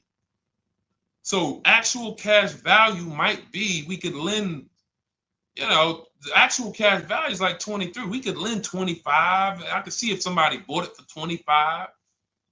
We could lend that because they'll usually give you 20% above what the actual car's value is. So we'll lend on the $25,000 car, we'll lend you $32,000. You're asking for 34. That means you've overpaid by so much, the bank can't approve it unless you get them to the loan to value ratios where they're comfortable. So they're going to say, you got to put down 2,500. You got to get to, you can't borrow no more than 32,000 on this car. You need to come up with 2,500, come up with 2,000. So whenever a dealership's coming to you and say, hey, listen, the bank needs you to come up with this, they're overcharging you. And you're about to take a deal being overcharged because you're overpaying for the car and the bank is saying, we're not taking on all of that risk. That person needs to put some more money down because I know y'all trying to sell them this $23,000, $24,000 car for 33, but we ain't going to help you do that no more. Now, this also happens with negative equity. People trying to move 5-10 grand negative equity over to their new car. And now it's like, oh, wait, the bank's saying you got to put money down. Same reason. So it's two cases, lots of negative equity, or you're overpaying, or both. But that's a signal. All right. Again, that's why we bid out transactions. When you get multiple offers on the car you're buying and multiple offers on the car you're selling that you have negative equity on, you can see, no, y'all not pulling wool over my eyes because I know the market. All right. And all of this is done from home. That is why our system and our teaching, our philosophy, our company is called Cars from Home. That should ground you in the fact that everything we're talking about, 99% of it is done from home. 99% in minutes, not hours, minutes. All right. So if you guys want your blueprint, if you're like, hey, Deshone, listen, great stream. I enjoyed it, learned a lot. No way I'm going to remember all of this. Can I get the whole blueprint step by step? That is my digital book, Cars from Home. This is specifically for people who are like, I don't like car shopping. I'm not going to know all of this stuff. I want to enjoy my car shopping process. I'm tired of having buyer's remorse. I'm tired of leaving the dealership hoping I won, wishing, I don't want to talk about my numbers. Don't even ask me what I'm paying. Don't ask me what I paid. Don't ask me like that. You can see people from our school, look, they're already always posting their numbers. They never post without posting their numbers because they're confident in them. $50,000 car for Ken, $585 a month, no money down. Look, Jen, she gets a 2025 Honda Pilot, $50,000 vehicle. She saves almost $6,000 off of the price, $5,600 off the price. We could do this all day long. Oh, this is a long one. Oh, graduated. I put $1,000 to hold the vehicle Saturday. The dealership we ended up made the best deal, easiest, quickest process, little over 2-hour drive away. That is a signal. What you're going to see a lot, and y'all are going to get used to it, is driving an hour, hour and a half to go to get that car from the dealer who won the bid. Convenience costs you money. Every one of our students, our book readers who use what we teach, they are absolutely prepared to be, oh man, the dealer that won the bid, they're taking off $15,000. Man, they're 2 hours away. That's a nice drive, ain't it? Nice drive. Oh man, I'm driving I never made this much money on a drive before. And then you start to see most of these local dealers, they think they got me because they see my zip code and they're like, well, this person ain't gonna shop. So listen, hit them at this price. They don't realize that that dealership an hour and a half away is like, hey, we got the car. Hey, we'll sell it to you for this. But they never expected you to find them because most people don't find them. So that is the Cars from Home system. It's very simple, 7-step process. I'll walk you through it. And in my digital book, you'll have all your questions answered because it's a step-by-step process. You literally just do one step, check it off. Next step, check it off. Next step, check it off. By the time you get to step 7, you're setting up your delivery of your car or you're going to pick it up. All right. But it's normally $97. Part of my welcome offer, 30 minutes only. You can go grab a copy for $24, 75% off, and you will have it in your inbox. Make sure as soon as you get your book, you screenshot the thank you page, has my support team's email on there, just in case the book's not in there in the next 10 minutes. Maybe you type your email wrong. Make sure you check your junk and your spam folders. But go grab your copy. You'll have everything that we teach in a step-by-step manner. You'll be able to get cars in 60 minutes, 90 minutes from home, and you'll start to enjoy the car shopping process. All right. You'll be sending me your email just like Marie and Ken and Milligan, all of these people. You'll be sending me your deals. Okay. And for those of you, you have a different learning style, you can look into, you've been seeing us sharing a lot of these Facebook posts from our group. Our Cars from Home Shop with Deshone program is video checklist instead of book checklist. So if you're like, I'd rather have some, 3 to 5 minute videos that I can watch and walk me through the steps, that's our Cars from Home Shop with Deshone program. We have our private Facebook group where you got 1,600 people that have come before you. They're always answering questions. I'm in there 4 or 5 days a week. And then we do 2 coaching calls a month, first and third Wednesday. We actually got one shortly we're going to have. And, you get hands-on guidance. So that's hands-on, and some of you might like us to totally shop for you. That's going to depend on if you qualify. I would rather teach you to fish. The only reason we created Done For You is really for the wealthy people. I don't want you paying us to go shop for you. I would rather teach you to fish. But I know there are people who your time is so valuable, whether it's the money you make per hour. I could show you how to do this in 60, 90 minutes, 2 hours, but you would still say, I'd rather you guys do that. I got money to make. I'd rather be with my family. I want to be doing other stuff. Here, I pay for services that I believe in. That's why we created Cars from Home Done For You. I would much rather all of you learn to fish so that you can do this over and over and over again. Teach your kids, teach your family, teach your cousins, teach your neighbors, so that everyone knows how to do this Cars from Home shopping process. Okay? But if you're in that category, in that class where you're like, Deshone, no, I'm that person, then you book a call with our team and see if we can help you with Cars from Home Done For You. All right, so that's our stream for today. We will be back. Lady V, I talked about the updates. I think you asked that question and then you jumped off the stream. So just watch the replay and you'll see. There's new videos coming to day 5. The 25 to 5 process is being updated. So just as soon as you asked that, we talked about that for maybe about 5 minutes on here. I guess you jumped off. But yes, we'll be back tomorrow, Thursday, noon Eastern time. Meet us here with your questions, and we look forward to it. We'll be rebroadcasting this for those who didn't catch the whole show. We'll be replaying this throughout the rest of the day, and I'll see y'all tomorrow. Thank you. Thanks, D.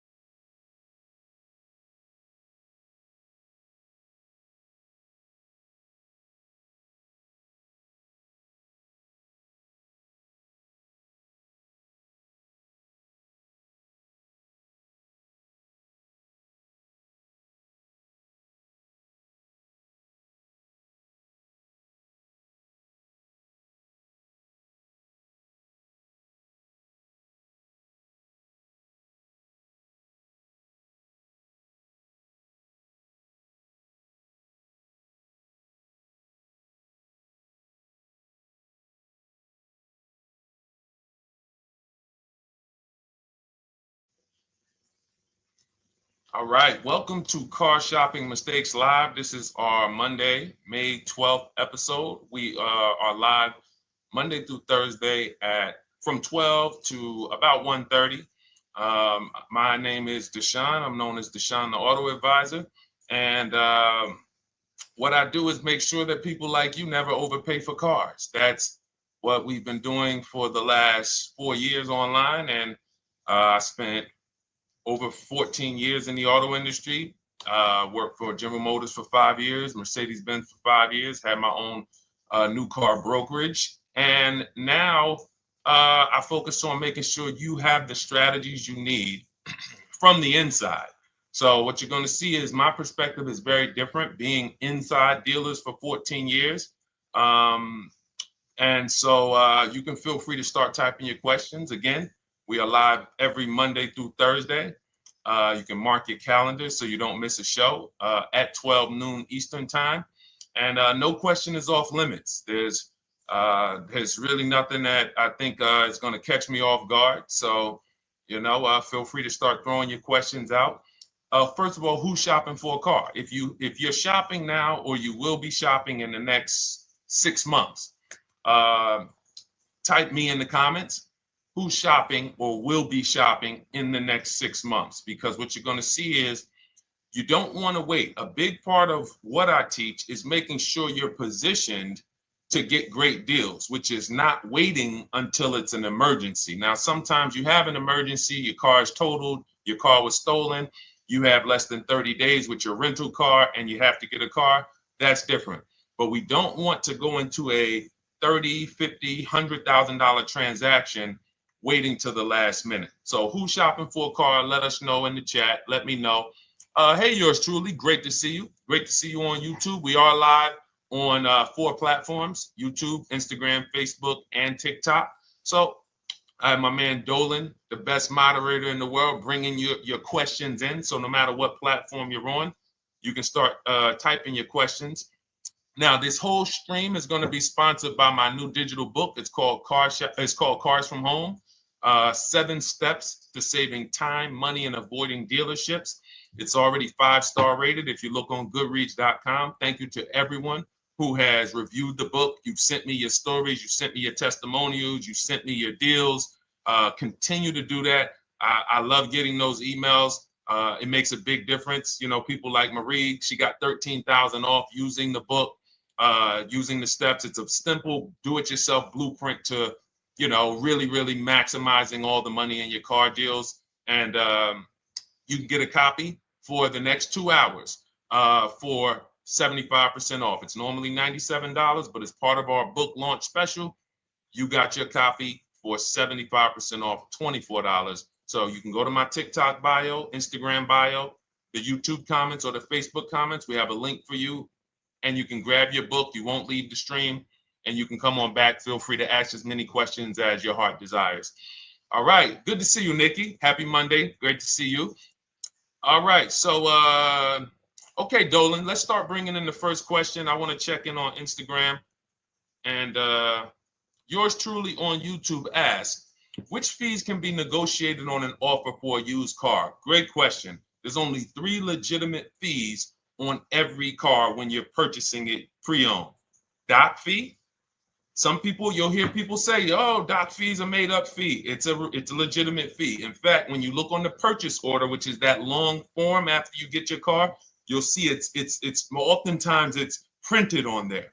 So is it all profit for the dealership? Yes, it is, but it also is legitimate. Your DMV fees, plates, license, registration, and your taxes. So those are the legitimate fees. Now, what are not legitimate fees? Anything that's not those 3. The prep fee, the marketing fee, the service plan, internet fee. All of these things are absolutely made up. Absolutely made up. Now, what you're seeing now is you'll see, and this is why you never want to go into the dealership looking for a car that you didn't see online first. Online is where we create the competition. Once you're there, we've lost our leverage. That's why everything we teach is called Cars from Home. 99% of your transaction can and should be done from home, where you can see that fine print, where you can actually you can see the dealers who don't have the fake fees before you get out there and waste your time with the ones who do. So you'll see all types of made up fees. Now, what is also being made up, let's go a little deeper on this, is the people, all right, if I put a mandatory service plan on my car, there's value there. It's not like the internet fee, which is just a ripoff, or the prep fee, which is just a ripoff. There's a service plan built in. Okay, then we have to determine if there's value there for us. There's a key replacement built in. But here's how I would like you to think, yours truly, and anyone who's in a similar situation. Anyone who'll be shopping for a used car, type the letter U. I want to drop a couple things for you to keep in mind and lock in. If you're going to be shopping for a pre-owned car, type the letter U. So yours truly, when we're looking at cars, what we want to do is we want to see. Oh, sorry, hold on. Thank you to everyone who shared this broadcast with a friend. I appreciate it. If everyone shares with one friend, we'll change the auto industry in less than a year. So you want to look at, as you're looking online, you want to be able to see the low side of the market for the car you're shopping for. So let me give you an example. Let's say you're shopping for once you have your budget, you want to try to get as new of a car as possible. If you don't see cars in that budget, go 1 year back. I always like to do 100 miles. You don't want to just do this neighborhood shopping, because again, as someone who's been in dealerships, or who was in dealerships for 14 years, I can never be in dealerships now. No dealership I wouldn't want to work in a dealership, but there's no person who could tell you guys the unfiltered truth and be in a dealership. They're going to get fired. So, but here's what you'll see. The total cost is what matters relative to how much the car was when it was brand new. I don't want you to pay attention to what they're offering the car for, because that is a made up number based on algorithms and market. Who's ever seen somebody, sometimes you're on a website and it'll say, this car it's a fair deal, it's a good deal, it's a great deal. Who's seen that? That's based on an algorithm. It's not real value. Here's what's real value. Let's say you're looking at 4 Honda Pilots. They're asking $22,000 for one, $23,000 for the other, $24,000 for the other, $25,000 for the other. So 22, 23, 24, 25, right? Now you're looking and you're like, well, these cars look a little similar. This one, what's the best deal? Once you get the new window sticker of that Honda Pilot, you'll see one of these Honda Pilots was $45,000 when it was new. This other one was $46,000 when it was new. But this other one was $53,000 when it was brand new. And that's the one that's actually giving me the biggest discount. That's the value. Without knowing the original price of that car, we can't determine what value we're getting in the price they're offering us. And when we don't do this, we make this mistake. We end up doing what some people did during the pandemic. They paid the same price for pre-owned cars as they were when they were new. Everyone didn't do that, but a lot of people did, because they thought this was my only option. There were people who paid $27,000 for a Toyota Camry that was brand new, $28,000. This is how we prevent that. When we call that in Cars from Home, in my book, the true value discount. And this is how I bought my Infiniti truck. I was literally looking at 3 of them. 4 of them. They all had similar prices from 30 to 31.8. And literally the one of them was 46, one of them was 48, one of them was 52, and one of them was 55. So when you do that math, and I have a calculator in my book that does it for you, but it's simple. You just put the MSRP in and you create and you divide the asking price into the MSRP. And you'll see, oh, wow, this deal is giving me 42% off. This deal is giving me 30% off. So you see how simple it is now to shop when you look at it, when you're looking at it that way. Oh, this deal is giving me 30% off the original price. This deal is giving me 44% off the original price. Then you weigh those things out. Now, how? I know what some of you are thinking, Deshone, how do we get the original window sticker? You get the original window sticker. Some brands have it on the Carfax. They have a deal with Carfax. And then sometimes you can Google Maroney label. You're looking for this. I'll show a picture of Maroney label. That's a window sticker. This is what you're looking for. Maroney label. And you can do window sticker, new window sticker. There is a service out there that gets them for $5. Again, I'm not affiliated with it, but here's what you should be looking at. That $5 is like my inspection on a home. I'm only doing this for my top 3 to 5 cars. Top 3 to 5. And once I get that, boom, now, if you're not doing this, there's no way you can get great deals on used cars. It is literally impossible because all you're doing is basing it off of smoke and mirrors. So I'm here to tear back, to reveal this whole industry is smoke and mirrors. It's all about psychology, and it's not about you winning. It's about dealers making you think you won. Hold up. Wait. Wings Buff on Instagram said the audio is not working. I smell sabotage towards you. Let me know if the audio is not coming through clear. Let me know, and we'll try to adjust it. I don't know. Yes, exactly, Amanda. It's called real value. Real value. We call it the true value discount. That's what it's called. So it's biggest discount from the original price. So when you're out looking for pre-owned cars, your only mission is to look at, you can ask the dealer sometimes, hey, you got the original price of the car? Again, you don't buy a new car without it. Thanks, Creole Queen. I appreciate it. She said on TikTok, we're fine on TikTok. I don't know why it may be coming through different on Instagram, but maybe log out, log back in, and let us know if it's something that is just coming through on Instagram. But you'll see the difference. Type $signs if y'all understand that before we move on, because we got a lot more questions coming in.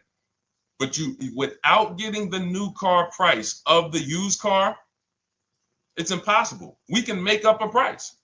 We can literally just make up a price. Oh, we're asking $32,000 for the car. How do you know that's a good price? But when you know, oh, that car was originally $61,000, they're asking $32,000 for it. Oh, I saw another one over here. They're asking $30,000, but the original price was $50,000. It's not a good, you get what I'm saying? Lower price, which is what most people flock to. Oh, this one over here is $1,000 less. But that $1,000 less is getting you $8,000 less vehicle. Okay? Type $signs. All right. Yours truly said she's good. Did y'all get that? Y'all getting this?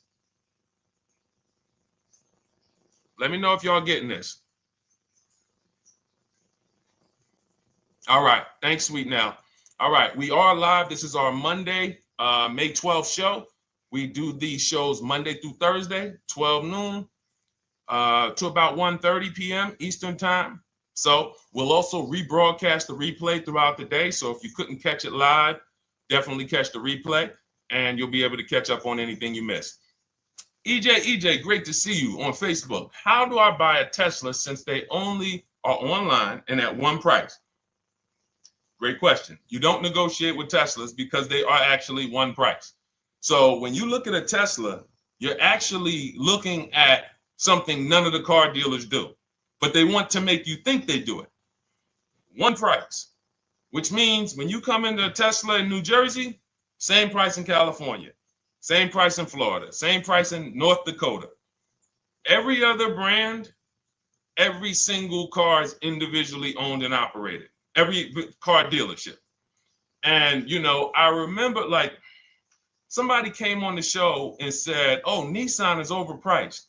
I said, no, whatever Nissan dealer you went to was overpriced. There's another one probably 10 miles away. There's another one 15 miles away. There's probably 8 more of them within 25 or 30 miles. When they can make you think, oh, we're all the same, they got you. Big mistake. Very expensive mistake. Thinking every dealer is the same. They're all different. Even the ones that are owned by the same people, most times are still in some competition with each other.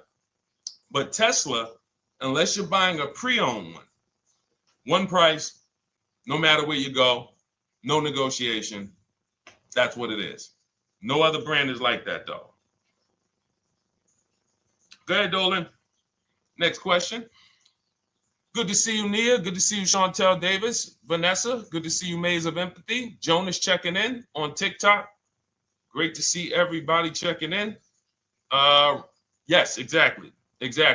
Now, I'm actually pulling up something from my first book. It was called 52 Car Buying Questions Smart People Don't Ask That Cost Them Thousands. One of the questions was, how, when, and why should you visit a car dealership?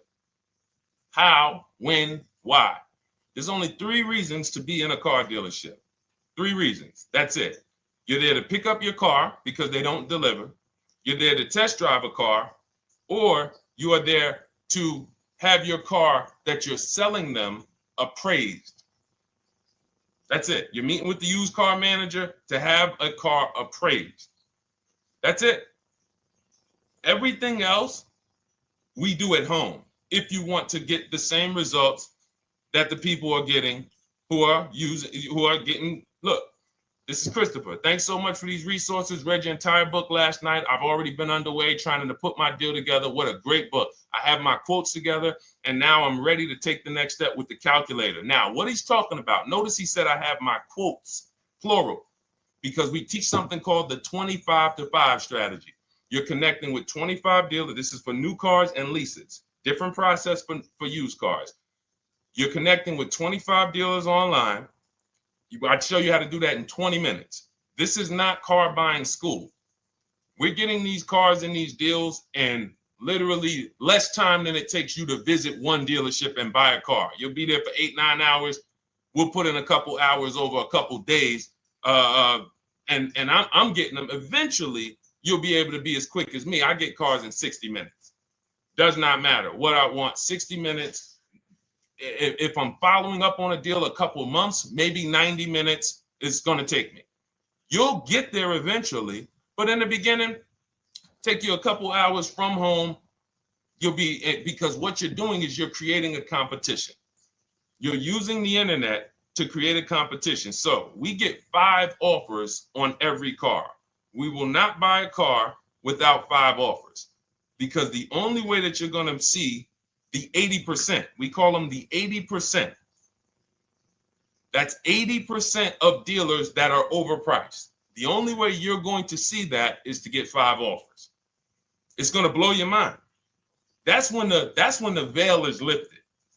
The first time now, if you want to do it your way, you want to call around, get the offers, call around, ask for it, try to not, fine, do it that way. As long as you talk to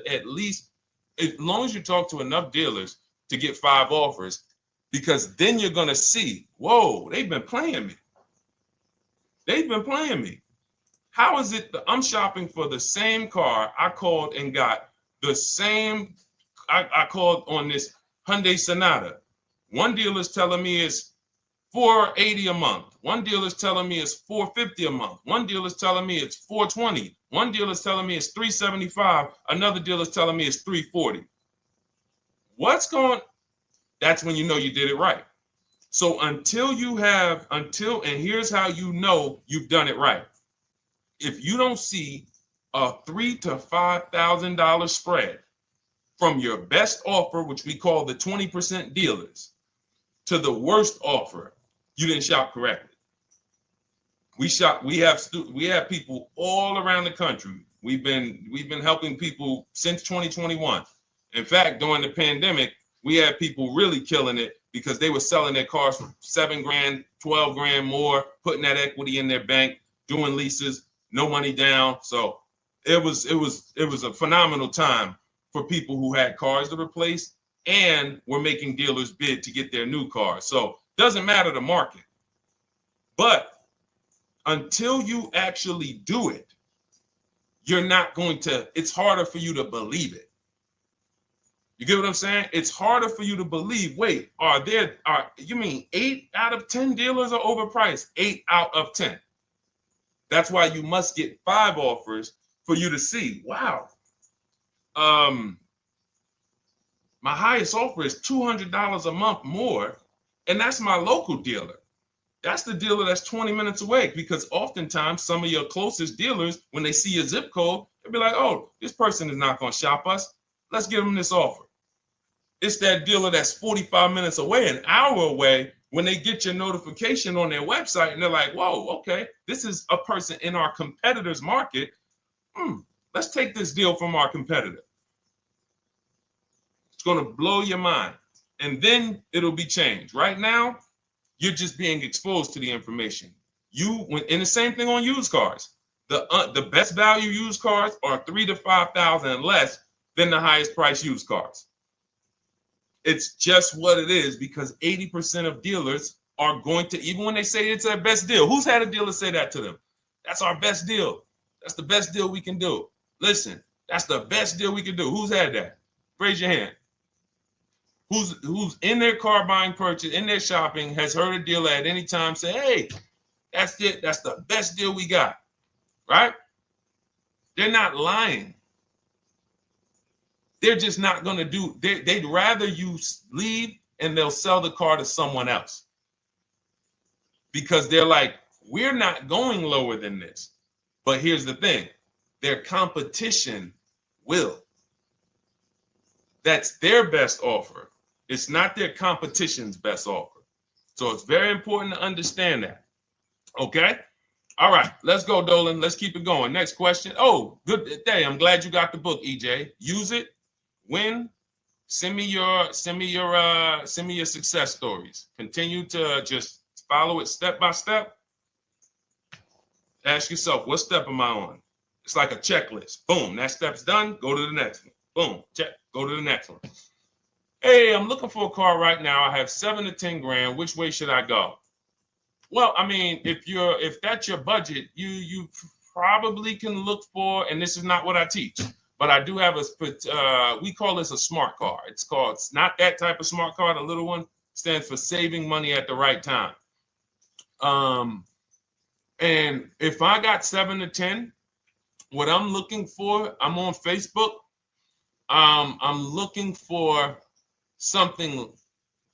See, and this depends on what you need. See, needs, you pay for 5 things in a car. You pay for 5 things. Remember this. Size. So anyone who's like, oh man, I need to save money. Here's what and let me actually tell you why I want you to know this. When I was in Mercedes-Benz, right? We had people come in. I remember a woman came in. She's like, okay, I got kids. I need the one with the 3 rows. All right. So she needed the one with the 3 rows. We go through it. We pick it out. Once we get her a price on it, it's way outside of her budget. Now, here's what she says. Oh, what about the one, the 2-row one? Now, my question to her, because I'm an advisor, even when I was a car salesperson, I was still, and my brand was Mr. Mercedes. So the people who are in New Jersey, I created the Mr. Mercedes brand. And I said, didn't you tell me you had kids and you needed the 3rd row? She said, oh, yeah. So I said, why are we even discussing a 2-row vehicle then? She's like, yeah, no, you're right. I'm like, this is just not the vehicle for you. And that's okay. But the worst thing you can do is to go smaller than you need on a vehicle. Because now you're not going to like the vehicle in literally, the vehicle's not functional for you. So size is very important. That's why I created something called the smart sacrifices. When the budget starts to get tight, You have to know, what can I take out? So size, amenities. Amenities is, do I need the leather? Do I need the navigation? Do I need the sunroof? Do I need the big sunroof? Do I need the wheels, the fancy wheels?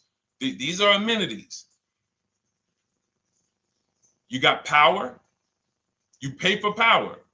Do I need the engine? Do I need the bigger engine? Can I go with the standard engine? And then here's where the money starts to really go high. Class. So you look at Chevrolet, Honda, Toyota. Okay, that's class. You go to the next class, you're looking at, let's go Infiniti, Acura,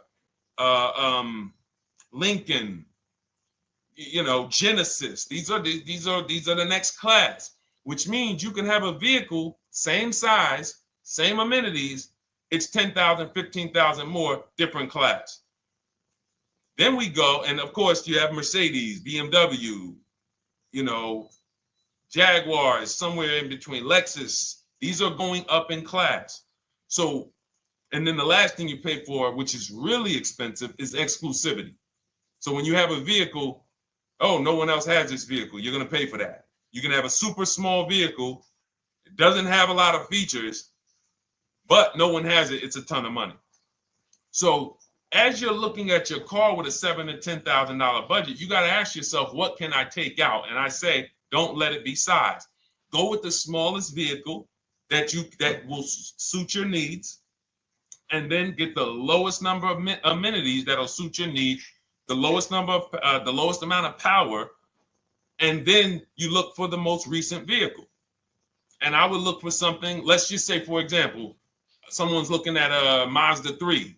It's a $25,000 vehicle, brand new. I don't need the leather. I don't need the fancy stuff.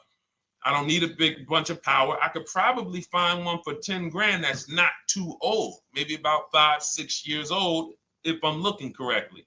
But you have to know what you can live without, because if you go and do what most people do, most people are not going to listen to what I'm saying. They're going to go out and they're going to buy a big SUV with leather and all the features, and then they're going to get a 9-year-old one with no warranty because there's just no discipline there. See, the things I'm talking about, the disciplined people, the people who are financially astute, who's like, Deshone, I never knew that car buying was this serious. How, like, I'm overspending by $5 grand every car, a minimum. There's no way that you're not. So these things weren't taught to you. None of us were taught how to buy a car. We were literally indoctrinated into, this is how you get cars, ladies and gentlemen. And who indoctrinated us into that? The auto industry. The auto industry. No one told us, oh, create competition, shop for cars like you shop for other things online. There is an internet, there is. No one taught us that. So you have to say to yourself, all right, boom, I got to unlearn so that I can relearn the new way to make sure every time I get a car that I love and I get the most for my money, which is not what most people are doing out here. There's blood in these streets. You hear people, oh, there's no cars, there's no deals. They're walking in the dealer saying this stuff. Like, you're going into a person who wants to sell you something and giving them all the strategy, all the ammunition to sell you, raise the price. Hey, man, I've been looking for this car. Not many people has it. Cha-ching. Thank you for telling me that. Oh, man, the tariffs are coming too, right? I hear the tariffs are coming, so things are getting more expensive, right? Yep, absolutely. Yes, they are, Mr. Customer. Thanks for saying all of this stuff. That's how most people buy cars. That's why the auto industry is just printing money on the public. So you got to change your behavior, and that's what we do here. And it's easy, and it's fun. You look at the people. Look, and we'll take some more questions because I see we got one that just came from Nurse Gregory. I got you on TikTok. So this is our Monday, May 12th live show. So we are live. You can feel free to type your question. We rebroadcast this show throughout the day, but we are live every Monday through Thursday at 12. So, but look, when you look at the confidence from Brian. Look, just finalized my deal. First ever lease using your system. 2025 Honda HR-V Sport, $30,000 MSRP, $395 a month, 1.2 ratio. That means he understands how to value leases when he's putting his ratio. 12,000 miles, 36,000 miles, 36 months, no money down. Initial quote was 434. Then he used our calculator, and the counter offer came down to 394. Listen to the confidence. Look, I bought your book, use your system, just closed my deal, have positive results to report. A caveat is I wanted a newly released 2026 Genesis, not even out yet, not even out, GV70. And there are no incentives. I could have gotten incentives on the 2025. However, I wanted the 2026, was willing to pay. I reached out to 20 dealers. We show you how to reach out to 25, but on a Genesis, may not have been as many dealers because it's more of a luxury brand. They haven't built as many dealers for Genesis yet. He says he received 9 offers. Look, that's how we know when you're doing it right. 5 offers, 9 offers, 7 offers. How many offers do you get? Thanks, y'all, for running those likes up on TikTok. Could y'all just keep double tapping the screen every time you hear something you like? You're going to see those likes continue to run up. See, this is it. I'm happy with this. Look, he gets an $815 a month payment on a $58,000 vehicle, 1.4. Now, again, 1.4 is incredible value when you add up those payments relative to the MSRP and taxes. Our goal with leases is to be under 1.5%. Now, I know for a fact he could have gotten about 1.2 on a 2025 Genesis because I just saw a person who's using our system get that. Phenomenal deal. But he wanted that 2026. So he gets his bids. And again, until you see the other offers that are 150, if every single time you get a car, you're not seeing $3,000 to $5,000 minimum from the car you get to the other offers that were offered to you, then you weren't shopping correctly. And again, if you want to do it yourself, you want to call around to get quotes, feel free to do that. We do this all online without talking. Who doesn't like to talk to dealers? Type me in the chat. You don't like to talk to dealers. So the people who are using our stuff, they're not going in trying to remember, oh, I'm in the dealership now. Let me say, what did Deshone tell me to say? All right. Oh, man, I'm not supposed to tell him about my trade-in. That's old 2005 stuff that car dealers been on. We've been knew about that stuff, that you were holding your trade-in till the end. That's why we're going to ask you questions that you're not really ready for. Hey, Paul. Hey, good to see you, Paul. Thanks for jumping in, coming in today. The car you drove up in, whose car is that? That's what you've been driving for a couple of years? Yeah, okay, yeah, that's yours. Okay, perfect. So we are already trained to ask you questions that we're going to get the information. So the only way, I'm not training you to go in and do battle and negotiate with someone who negotiates 3 times a day, 5 days a week. When you step back, start making dealers negotiate with themselves. That's what bidding is. You're going to see, whoa, it's easier to save money from home than it ever was going in a dealership. All right. Good to see you, Jamel, on YouTube checking in. Good to see you, Paul, on Facebook checking in. We are live on Facebook, Instagram, YouTube, and TikTok. And for those who, hold on, let me see. Do I got any sharers? Who shared the broadcast? Raise your hand so far. Raise your hand so far if you shared the broadcast with a friend or if you hit the share button. Nurse Gregory? All right, Nurse Gregory, send me a DM. You got a free copy of my book. Let's see. That's it. I don't think we have any. No, if you share now, it's too late. So I wanted, let me see. Because Nurse Gregory, you have been on the show for a little minute. See, I do that stuff every now and then. I do that stuff every now and then. That's why when I ask you guys, like, to help me get this message out so we can help more people, you never know when I'm going to just say, you know what? You got a free copy of the book. So, I ask you guys to continue to share this broadcast so that we can help more people. Like, this is not about, because follow me. until most of the country is actually shopping from home, it makes our job shopping from home a little bit harder, because literally dealers know on a weekend, they come to us on Friday, hey, how many appointments we got? We got 200. 200 over the weekend. So they expect you guys to walk in. So until that goes from 200 to 100, and they're like, whoa, what's going on here? Whoa, people are not really walking in anymore. We're getting half the appointments. Oh, wait, what's going on? We only have 50 appointments. Memorial Day weekend, we got 100. We're normally at 300 appointments over a Memorial Day weekend. So until we start doing this collectively, it's hurting. It makes all of our jobs a little bit harder. So that's why I appreciate the people who share the broadcast. Yep, send me a DM. Okay, so let's go. We got more questions coming in, so pull them up, Dolan. Let's go. And this whole stream is sponsored by my new digital book. It's called Cars from Home: 7 Steps to Saving Time, Money, and Avoiding Dealerships. It's already 5-star rated. And, I'm reading a couple of the testimonials. Thank you to the people on Goodreads who reviewed that book. Thank you so much. And it's normally $97, but as part of our welcome offer, you can get yours for $24. That's 75% off. You can go to my TikTok bio. It's only for 2 hours. So once that 2-hour timer goes to zero, price does go back up to $97. So head to my TikTok bio, the Instagram bio, YouTube comments, or the Facebook comments. Grab yours for $24. Save you 75%, and just use it. It's a step-by-step blueprint checklist to dominating the car market. Okay? And someone remind me to talk about the 3 pillars of great car deals before I end the show.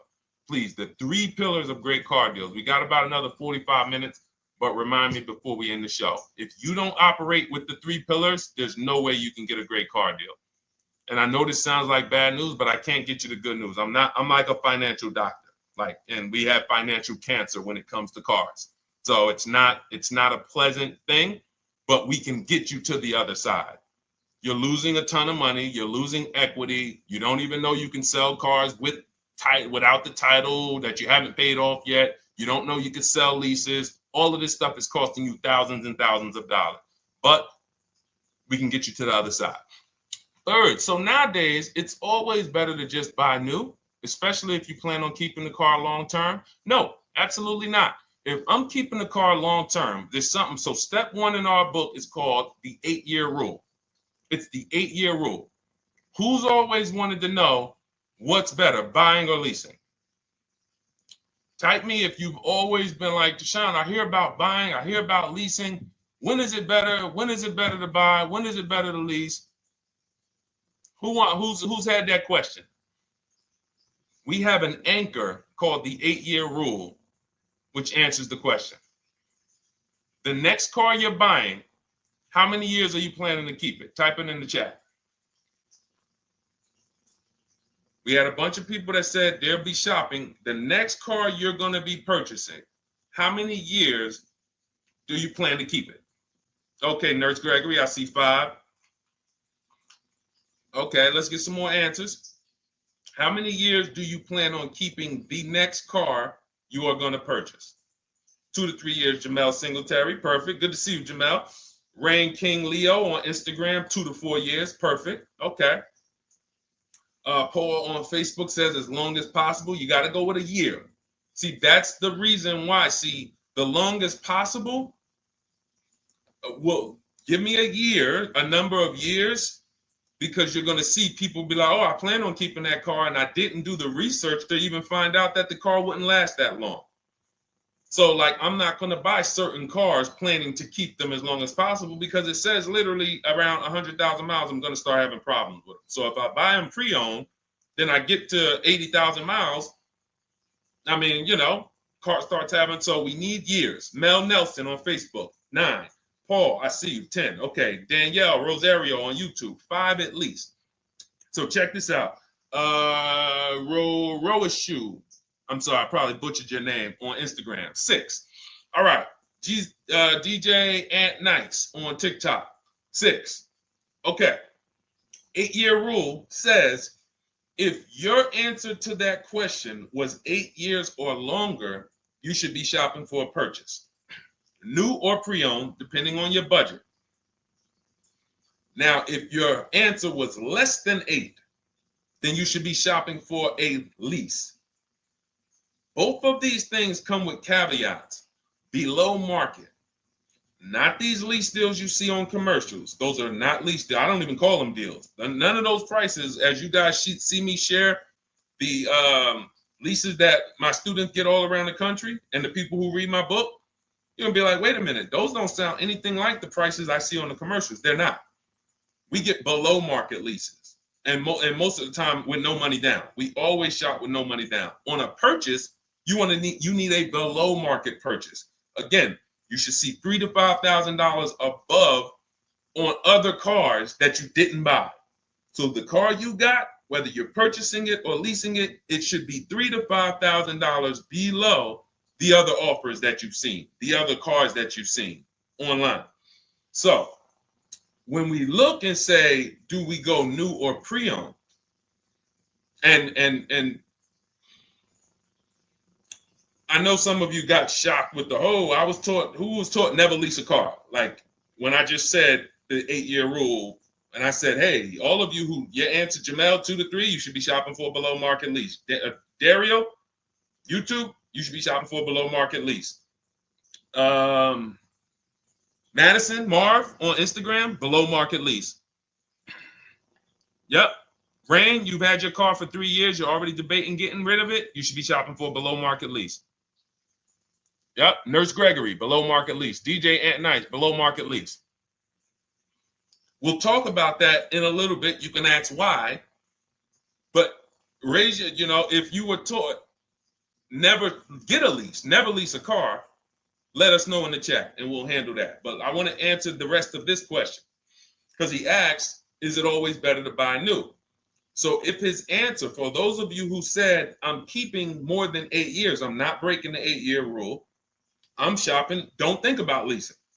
You're keeping at least 8 years, leasing should not even be in your vocabulary.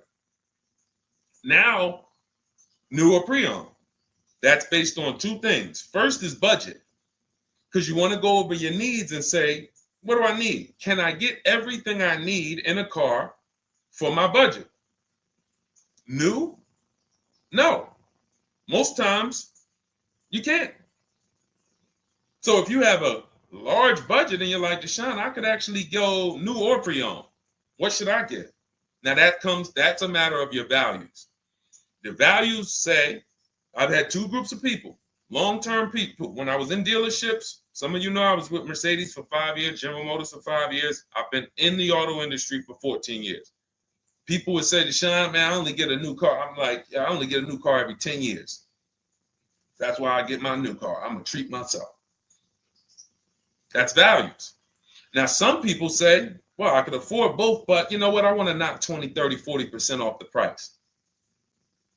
That's values. So it's a matter of your values. If you can afford both.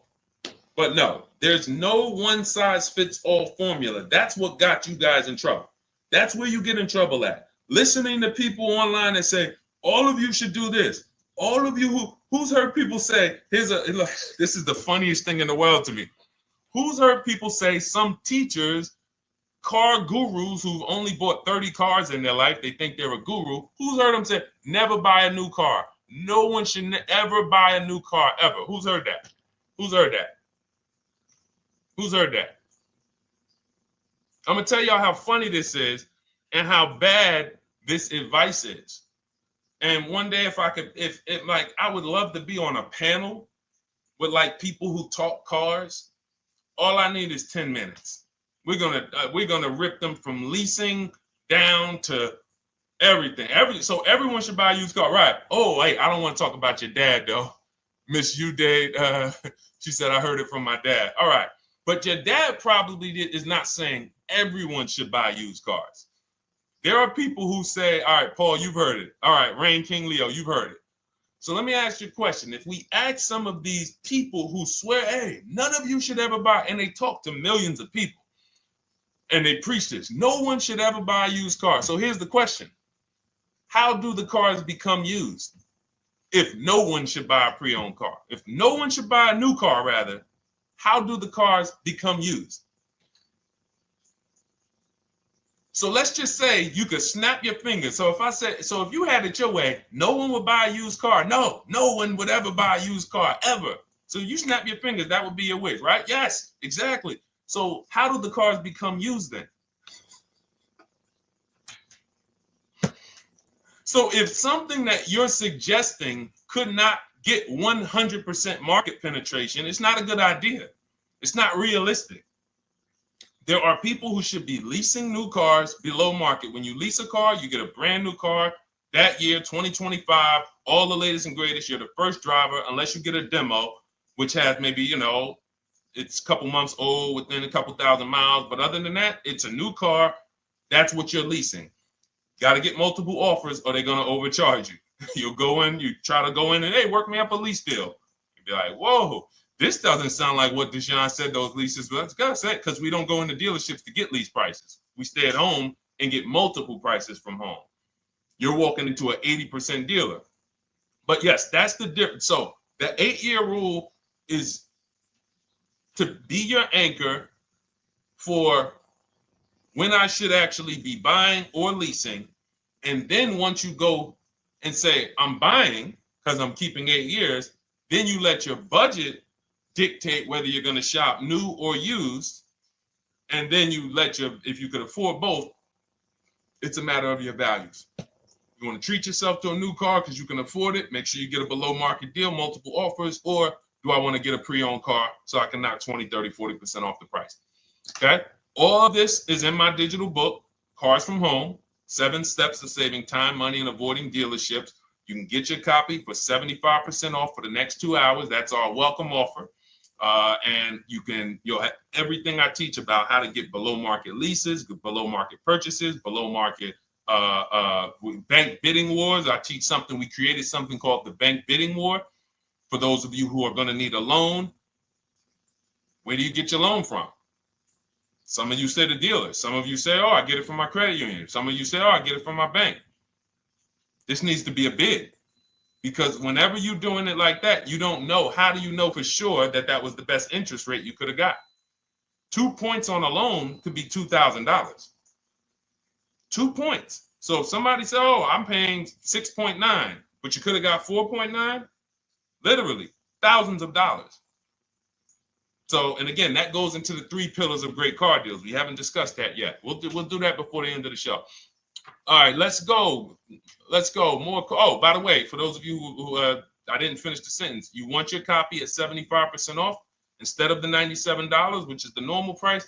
You get it for $24. Head to my TikTok bio. There's a link there. Click it, and then head to my Instagram bio. There's a link there, and then we have a comment in the Facebook and YouTube comments for you to grab your copy for 75% off. Once it's 2 hours expires, goes back up to $97, and it's still worth every penny, because as you can see, Marie used it and she saved $13,000. So what's her return on the investment of $24? Just wanted to reach out, say thank you. Using your guide, which is the book, I saved over $13,000 off MSRP, got my payment to be hundreds lower per month and maintenance included, no money down. Just wanted to say thank you. Keep sending me these emails, y'all. I love bringing these emails onto the show. Like, our world, that what we do with these cars it's a whole different world. Like, that's a great show, but it's also our life. Like, different, it's a different world. We operate in a different world. I got a lot of books on my shelf here. I cannot tell you books that actually give me ROI like Cars from Home. Like, she bought a $24 book. Even she might have got it for $97. And she saved $13,000 on one transaction. What about her significant other if she has one? What about her children? What about her family and her household? What about when her mom or dad needs a car? It's endless ROI for one investment. Okay? So shout out to everybody that got their copy. Please keep sending me your emails. I love getting them. Let's go, Dolan. Next question. Awesome, DJ and Nice. You're gonna love it. Like, let me just say this one thing. Keep Dario's Dario from YouTube. Keep his question up. But I want to say this to you, DJ and Nice. My niece, she's 20. Some of you heard me talk about her on earlier streams. She told me, listen, Uncle, when she asked me, what should I do? I said, I knew she's not keeping the car 8 years. I asked her because there are some young people who just are not into cars. Like they will literally drive one car long term, but typically in your 20s, things are changing, jobs are changing, families changing. Your needs for the car may change. So I'm like, listen, 8-year rules. You should be shopping for a lease. You're going to save way more money. Most people go out there and they'll tell you go buy a used car, and they'll put you in a used car, $300, $400, $15,000 is only, that's $300 a month. They'll go and put you in a, $400 payment, $20,000 used car, $18,000 used car. You barely got a warranty. Maybe you got no warranty. So in a year, 2 years, you better have a tow truck on speed dial, just so, you never know. You get what I'm saying? Not saying it's a bad car. Used cars, 5-year-old, 6-year-old, no warranty. You better have roadside assistance. So I said, let's do this. Pick a new car, go drive one, pick one under $30,000. Because she said, I would like my payment to be like, under $350. I'm like, all right. She's got her credit to where it needs to be. This is why we should have our young people with their first credit card early, or as a what's the term? It's slipping my mind. When we add our young our people to our account as parents, authorized user. And so she goes out. She drives the Hyundai Sonata. I said, okay, perfect. She said, I like the car. We get her offers. We started getting offers for her Thursday. By Saturday morning, her best offer was $338. We sent out counter offers because I have a counter offer calculator in my book. So when we get the offers, this stuff takes you minutes. Again, I'm not inviting anyone to college to be a car salesman. I'm inviting you to a system that will help you get cars in 90 minutes. So we get her offers. We send out the counter offer. We're probably going to land somewhere around because she only needs 10,000 miles. She's probably going to be about $295. Brand new car, 2025, $26,000 car. And so compare that. You get what I'm saying? So when you say DJ, and that was my experience. When I worked for General Motors, I went and leased my Pontiac. My boss is the one who showed me how to do it. I didn't even understand leasing. I was 22. He said, listen, even though I was selling leases, I was just a number. Most car salesmen are this. Y'all, this sound familiar? All right. That's what you want, sir? You like the car? Is this the color? Okay. Let me go get the numbers from my manager. You get what I'm saying? They don't understand the numbers. And that's how I was at 22. I didn't understand the numbers until I got hired at Ray Katina. And Ray Katina, all his salespeople are finance managers too. So that's where I learned the numbers. But before that, I didn't know how this thing worked. But anyway, I'm leasing my first car, $256 a month, Pontiac G6. Brand new car. My other friends out here, they driving other cars, $400, $500 payments. Used cars. So you're going to love it. Like the money is it stays in your bank account, which is our goal. All right, Dario, let's get to you, my man. I'm about to finance my first car at 23 years old with a 769 credit score. Wow. I guess I should have read that question before I just went off on that whole story about my niece and everything. Let's look at Dario's answer to the 8-year rule. Dario, did you answer the question? Dario, how many years are you going to keep this? 5 at least. This is the part. This is the part where I don't know what to do. You get what I'm saying? Help me out here. Y'all get what I'm saying? Like there are times where I literally don't know what to do with this. Everybody, we talked about the 8-year rule, right? We went deep on the 8-year rule. I asked everybody I said, how many years are you keeping your next car? Everybody tapped in 10, 8, 9, 7, 5, 3, 2. I said, okay. Step one is the leasing versus buying question. What's going to save me more money? If you are not keeping your car 8 years, you are absolutely overspending by not getting a below market lease. Then, which I didn't even count on, DJ Ant Nice comes and says, hey, man, you talked me into getting this lease because I want to save the most money possible, and I'm not keeping the car 8 years. Then I walk you through a scenario where my niece, her first car, she's 20. She's about to lease a brand new Hyundai Sonata, and her payment's going to be $295 a month. Add that up, $295 a month for 3 years, $295 a month times 36 is $10,620. That is her payments over 3 years. $10,620 over 3 years. Which means if we look at the $26,000 car she's getting, and then we look at the taxes and fees on that $20,000 car, we're probably going to be somewhere around $28,000. Oh, I'm sorry. I'm wrong, y'all. I just pulled up the MSRPs on that car she's getting. It's $28,500. $28,500. She's paying a little over $10,000 to drive a $28,000 car that with taxes and fees would probably put her around $30,000. A little more, but let's just say you get a little discount, $30,000. She's paying. So if she bought this car, what would that car be worth in 3 years? What would that car, if she bought a $28,000 car, $28,000? Throw some numbers out there so we can really try to help Dario and the people who just, all right, may need us to go deeper on this. You might need me to go deeper on this. You might be like Dario, like, okay, Sean, I didn't grasp it.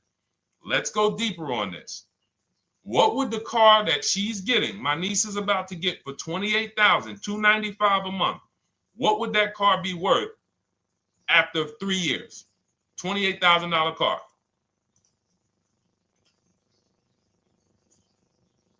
KJ Wonder, it's in the bio. Just click that link in the bio. You'll see a link that says $24 welcome special. Go grab it and come on back to the stream.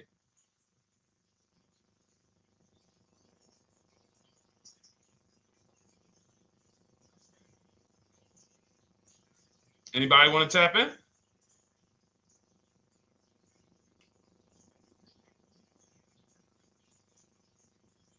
Thank you, DJ and Nice. I don't think that's right. So a $28,000 car after 3 years is worth 23? No. That's not after 3 years. That's probably like 1 year. After 1 year, it'll probably be worth 23. 15K depending on the brand. Paul, I think you're gonna lose more than. I don't know one car that sometimes like I don't know one car that depreciates $8,000 in 3 years. So I'm a conservative person when it comes to my numbers. That car is like, let's be real here. You don't buy a Hyundai Sonata, come back in 3 years, you paid $28,000 for it, come back in 3 years and they give you 20 for it. It's going to be more like $13,000, $15,000. What if you have an accident? You get what I'm saying? So, and unfortunately, you know what's hard about this? The only people who really understand depreciation and how much cars lose value are people who pay cash. It's very tough for you to see what you're really getting when you're a payment shopper. But as someone who never, listen, people would love to go into a dealership, get a car for $28,000, come back in 3 years and get $20,000. Come back in 3 years, get $18,000. I only lost $10,000. That doesn't happen. That's why people come back in 3 years and they're like, that's all I'm getting?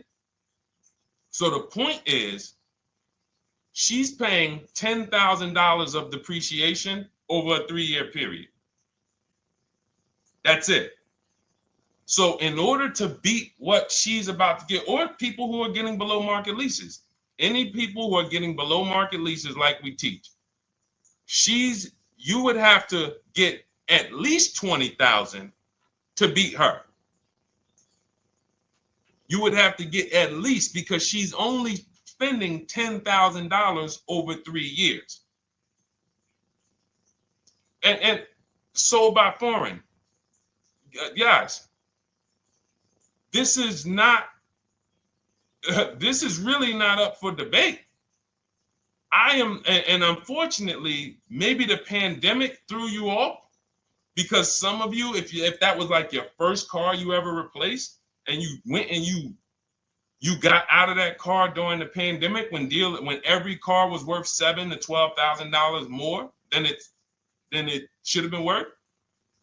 You can't do that today. And we had people right after the pandemic writing me saying, "Oh, yeah, I'm gonna do this, and then I'll go and trade that and get all my money back like I just did before." No, that was a very rare case of limited supply, the supply chain of cars. Now we might see that again with tariffs. When tariffs come, we might actually see our cars appreciate, because the whole new car market is going to be more expensive. But cars are not, literally the depreciation curve on most cars are 15% the first year, sometimes 20, another 15% the second year, 10%, 5%, and then it gets smaller. Once you get to about 7 years, the depreciation starts to cool off. You're losing 50% of the value in the first 5 years. And if you drive a lot, you're going to lose it quicker.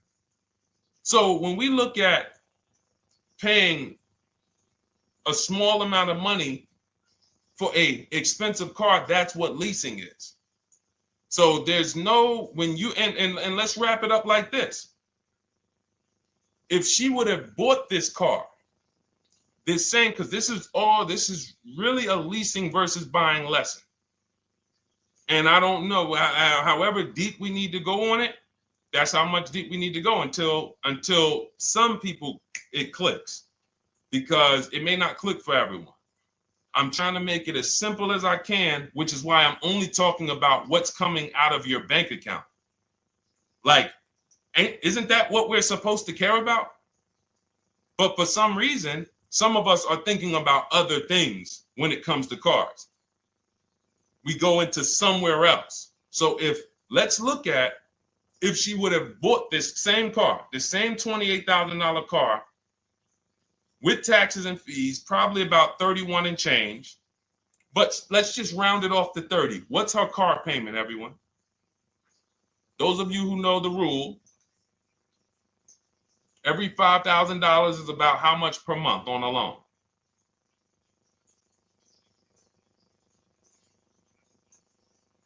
Every $5,000 is about how much on a loan?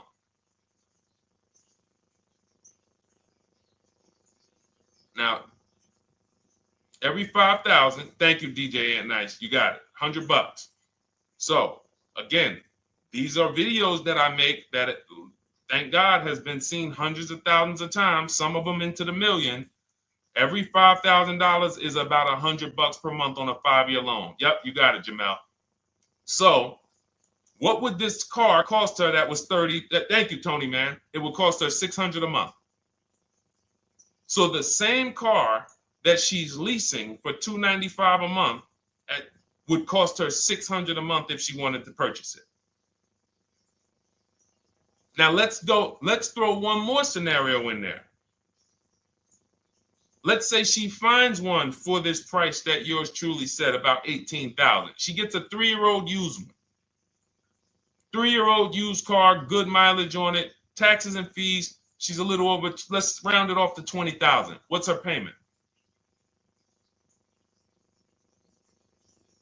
What's her payment for a 3-year-old used version of what she's getting new right now? $400. So where does it make sense to purchase at? Thank you, D-Boss. On TikTok, we see you. We are live. This is our Monday, May 12th live show. We're live from 12 to about 1:30 Eastern time, Monday through Thursday. Mark your calendars so you don't miss a show. 400. Where does it make sense at? I'm on my 7th lease. Where can you tell me that it makes sense at, unless you're one of the people, like, let's go back to Paul, who's keeping his next car 10 years. Let's go to, Paul on Facebook. Let's go to, who else we got? We got a bunch of people that said 8 to 10. Nope, not too many. That's why I read all of that, and I'm like, yo, all of you people should be leasing 10 years. Wait, nope. I can't find many of you who said you were going to be keeping more than 8 years. So where does it make sense at? That's 3 scenarios where we took the same exact car that she's about to get for $295 a month, brand new 2025. We said, okay, if she got the same deal on that new car, she'd be paying $600 a month for 5 years. If she took it for a 6-year loan, she'd probably get a payment down to $500, but that's for 6 years. And again, she's not keeping the car that long. So when she goes to replace it, she's probably going to have negative equity in 3 years, like most people. Come back, every single car transaction you do, oh, I'm replacing it. Oh, you got negative equity. Oh, dang, how? This is how. And then we took another scenario of her buying a pre-owned one, and her payment on a 3-year-old one with 1 year left of warranty is higher than her payment on the new one. Where does it make sense? Thank you, Tony, man. It doesn't. It doesn't. Listen, depends on the interest rate and the length of the loan. We always, this is an average interest rate. So it's not going to be, your interest rate isn't moving you from from every $5,000 on a loan being $100 a month to every $5,000 on a loan being, $50 a month. No, it's not the way it works. Good interest rate, maybe every $5,000 is $90, 85 tops. It's not 50, to the point where, and this is how people get in trouble. That's why our people don't get in trouble, because they don't go in looking at a $20,000 or $30,000 car saying, oh man, I'm gonna get that to $400 a month with no money down. Yeah, you'll get it $400 a month with no money down. Your loan's gonna be 96 months. So when we have these boundaries, this is how we move. We're not even talking about the bidding process. We're talking about the bidding process is how we get the dealers to give us the best prices. Right now, what we're talking about is structuring our deals. Because if you go out and you get a great deal on a purchase, but you should have leased, you got a bad deal. You got a bad deal. If you go out and you get a great deal on a purchase, let's just say she gets $5,000 off this car. So instead of 30, she purchased it, she got them to knock off $5,000. Her payment still, instead of $30,000, it's $25,500 a month. Thank you. Just enjoy. Appreciate it. It's fine. So a great deal on a purchase when you are not keeping the car 8 years is a bad deal, because it cannot compare to if you had gotten a below market lease. It just doesn't compare. That's why I'm showing you these numbers. I'm a math person. I was in calculus as a junior. I love math. And my goal is to try to make the math simple by just showing y'all, hey, here's 3 scenarios: new car, used car, lease. Here are the numbers: $600 a month, $400 a month for the used car, $295 a month for the lease. But we say we want to save money. We say, oh man, things are getting more expensive. Money's important. But we're still letting old mindsets make us do things that don't serve us, because we were taught that, even though it makes no financial sense. So the hardest thing that I have to do is get you to unlearn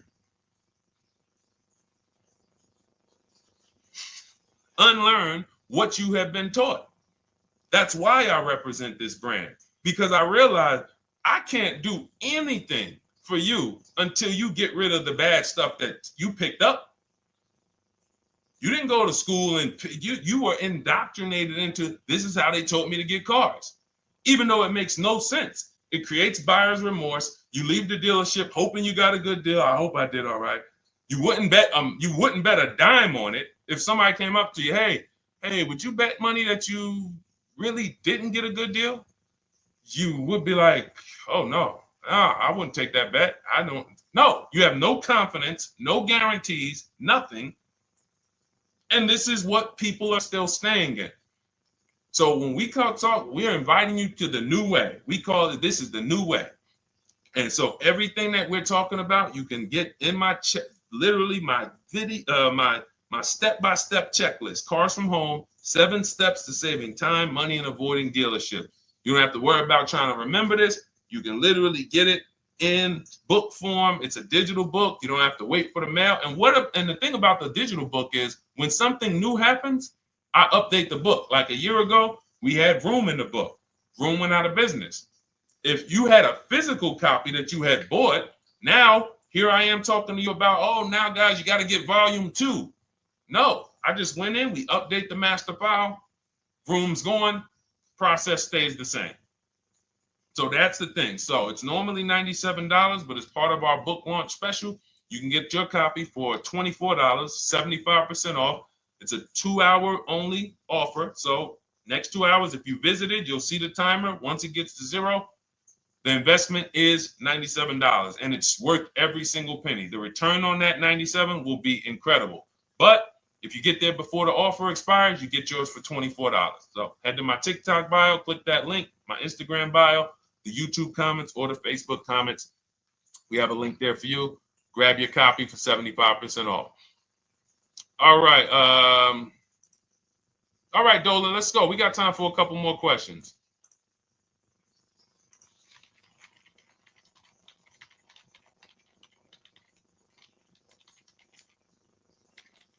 Okay, I'm shopping for a 2018 to 2019 Platinum Escalade. Should I buy in town, or what do you feel about delivery charges from out of town? I would compare. So it goes back to what we started talking about on in the show when we first started. Total. This is why you need to know the original price. So when you know the original price, what you're looking at, and this is everyone who's shopping for a used car. Without knowing the original price, you're just grabbing at straws. You're buying based on made up prices. You don't know. How do I know he's asking $65,000 for it? How do we know that's a good price? You don't. Buyer's remorse prone. Zero confidence in what you pay. But when we know the new price, oh, the original price of this one was $102,000. Original price of this one was $110,000. Original price of this one was $90,000. And when we get into more expensive cars, the losses become way more. To whom much is given, much is also required. So the losses on 80, 90,000, 200 Bentleys, Rolls Royces, the losses become multiplied dramatically. So if we knew, okay, this one was originally $102,000, they're offering this for $60,000. Oh man, they're giving me, 50, they're giving me 45% off. Oh man, this one right here was originally $90,000, but they're offering it to me for, $64,000. Well, they're only giving me 30% off. So you'll look, without knowing the original price, you're buying the wrong car because you're not buying based on value. You're buying based on made up prices. We think this is a good price in the market, but what is the discount off the new vehicle?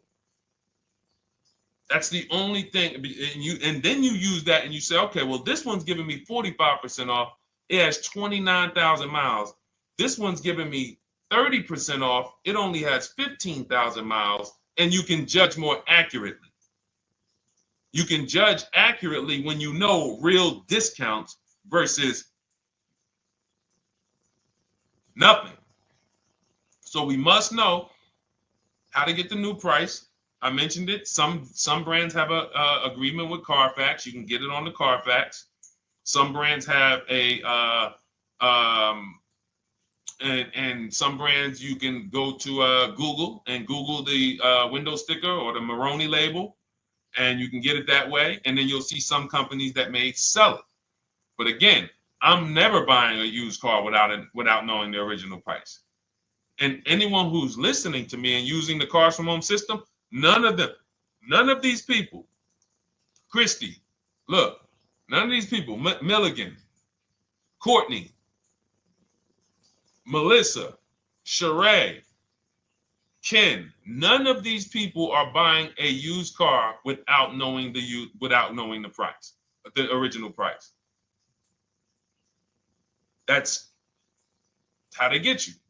So when we look at what the price is with delivery, we're just factoring that in to the overall. So with the delivery, I'm still getting 42% off the original price. With the delivery, I'm still getting, so you factor all in cost compared to the original MSRP, and that tells you what the good deal is or what is not the good deal. And many of you, you're going to see, whoa, I've been buying used cars that really don't have, because you're going to pass on a lot of cars. Once you actually start using what we teach, it's an elimination system. It's a sorting process. We weed out the garbage. So a lot of the cars that you would have normally gotten thinking it was the good deal, you're going to see, whoa, if I didn't know this, I would have got that car, because that car is $2,000 less money online.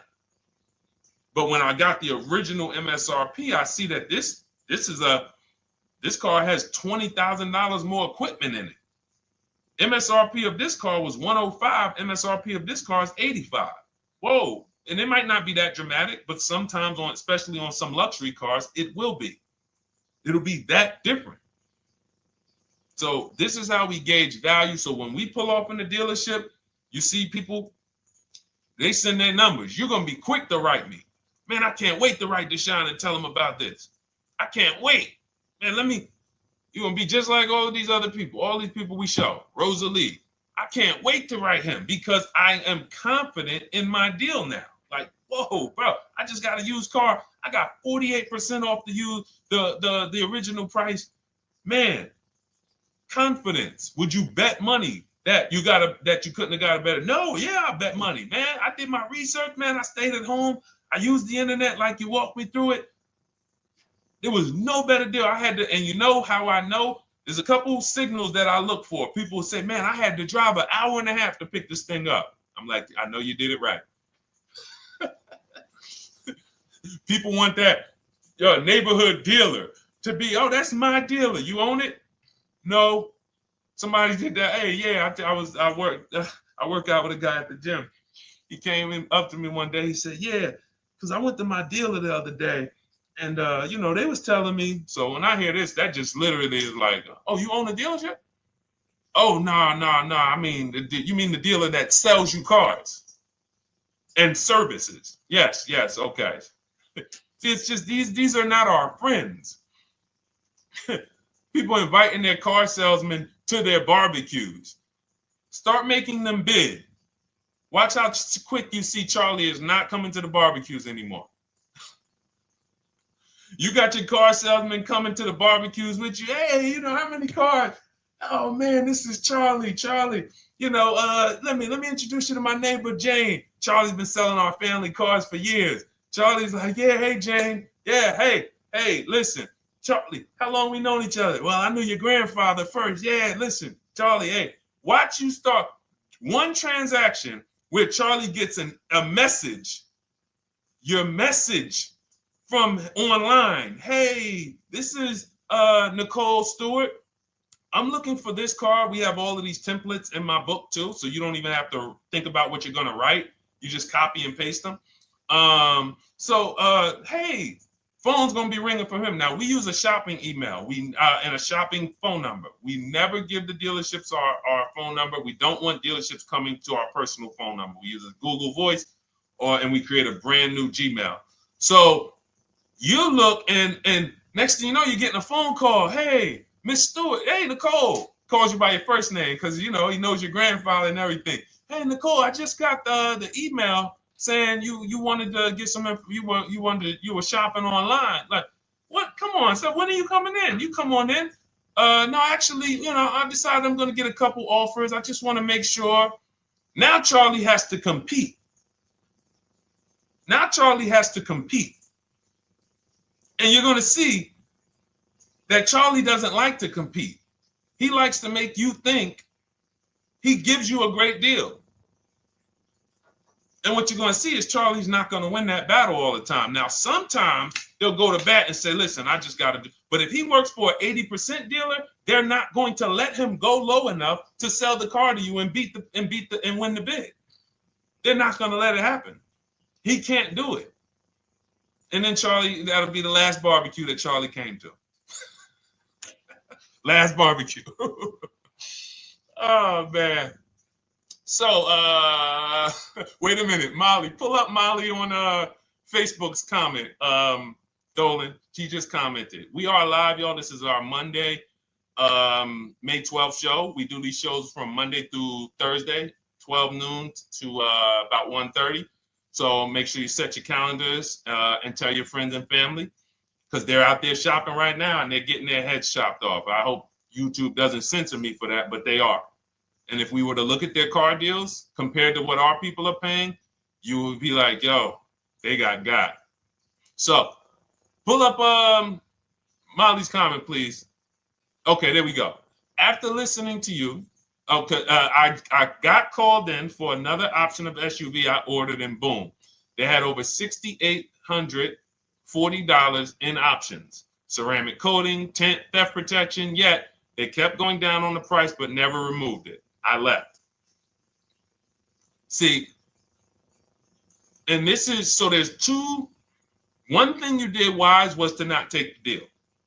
What I want you to get to is the point where people can no longer waste your time. When you get to a point, see, with all of you using the Cars from Home system in my digital book, it's impossible to have anyone waste your time. Because when they waste your time, they actually still feel like they won. I'm going to tell you why. We're going to sell this car to someone else, and you still need a car. So that's why that's a reason why who's heard wait till the end, this bad negotiating advice, wait till the end to tell them you have a trade. They know that they literally will do this whole negotiation. You've been in there for 3 hours, 4 hours. Now you spring your trade in on them, and they know, well, we don't have to give her what she wants. We don't have to give her $16,000. Yeah, offer her 14. Offer her 14. Because she's been in here negotiating back and forth. We already dropped our price a little bit. We still got profit we're making, but listen, let's try to make some of that back on the trade-in. All right, offer her 14. Now you've been in here and you're like, no, wait, I know I could get 16 for it. Listen, the car's worth 14. I mean, listen, if you could get 16, God bless. Now they're in a position of strength, because if you walk away, you still need a car. You've wasted hours of your time. And if you take the deal, they won. So it's like some people be like, man, because that's what they're thinking about. You know how many people say, Dad, all right, I know I feel like I could get 16, but do I really want to go through this all over again? All right, let's just do the deal. Lost. Didn't get the money for their trade-in. Have no idea if they're getting a good price on the new car. They haven't gotten other offers. That's the car business. That's what 95% of people do. That's the car business. Leave thousands on the table. And now we can talk about 3 pillars of great car deals, because that actually ties into what we're talking about here. Thank you, Nicole. Thank you. Helping out the community. Listen, I help everybody willing to listen. I have the benefit of actually teaching something that is so effective. I get hundreds of people that write me and send me deals and get results. So I have a real-time gauge on how we're doing. Real time. Versus somebody who sells stuff, but they don't really care about the result. So you'll buy stuff and you're like, whoa, this is not the result I thought I was going to get. All we do is hold ourselves accountable to the results. And as long as we keep getting these emails in, as long as we keep getting people writing us, taking pictures, sending stuff, we know people out here getting the same types of deals that I would be getting. And that's what I want. I don't want anyone taking a deal that I wouldn't take. As somebody who's done thousands of transactions with Mercedes and General Motors, leased 7 cars. I'm the one my friends call. They've been calling me for 7 years, 8 years. Deshone, all right, man, I need a car. I'm good. Listen, this is what I do. And the way that we give them peace of mind is the comparison offers. You only have peace of mind with comparative offers. There's nothing else. That's why you can buy spaghetti sauce, and that's why you can buy a TV on Amazon in 5 minutes, 10 minutes. Because you're going to go through, boom, okay, all right, let me check Walmart.com. All right, let me check this site. All right, let me check this site. All right, this one's the best. You spend $800, $400 in 15, 20 minutes. And not feel buyer's remorse because you've seen the options. Buyer's remorse comes from not seeing other options. It's that simple. All right, let's go. All right, Dolan, we got time for. All right, yeah, throw another one in, Dolan. Let's go. All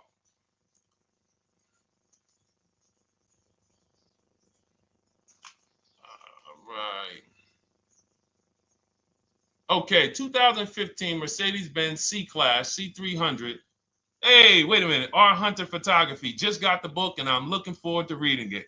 Congratulations. Everyone who got your book, just type book in the comment section.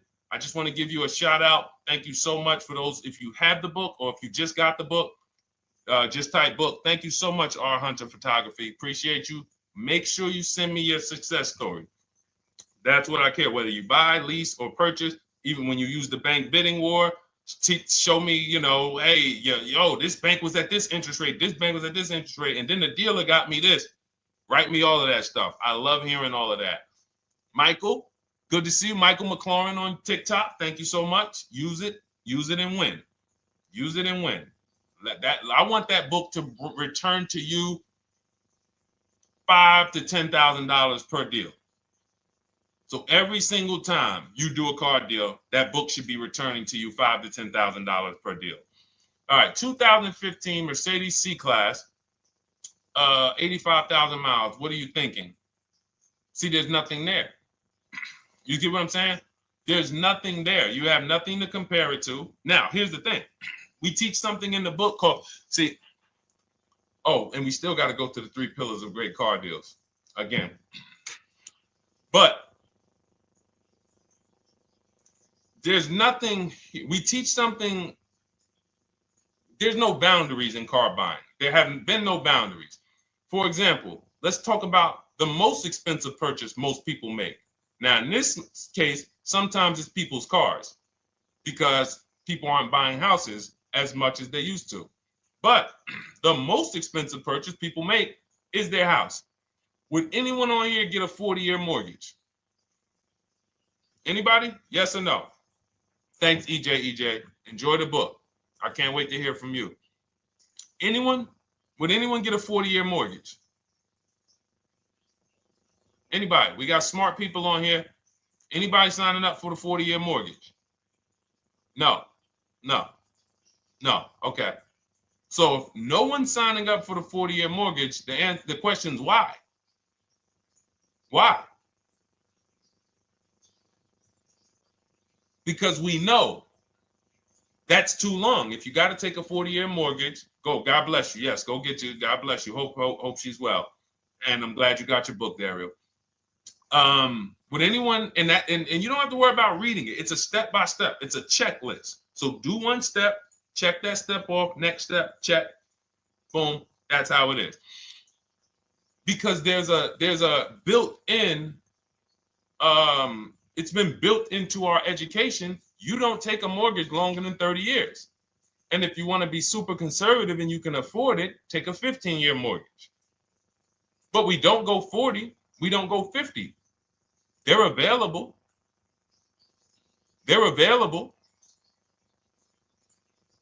That's the same thing with 8-year car loans, 7-year car loans. And when we look at, so we have something called the rule of 72, which is 6 years. and the 10th birthday. What this says is you should never take a loan longer than 6 years, 72 months, and you should have the car paid off by the 10th birthday. Now, why? Because when I was in Mercedes, people who would come out is two people who hate, this is actually the same person. They hate Mercedes. They hate BMW. Why? Because they had an older one, no warranty, and they could not afford the maintenance and the repairs on top of the money they were paying for it. They hate it. You ever hear people say, oh, never buy that, man. I had one of those. It was a money pit. It was a money pit because you bought one that you wanted to shoehorn your way into the car.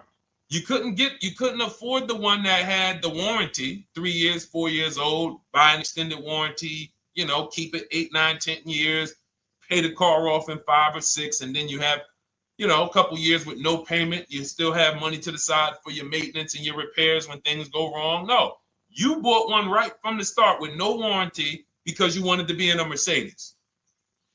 And they come out crying. You could just see it welling up in their eyes.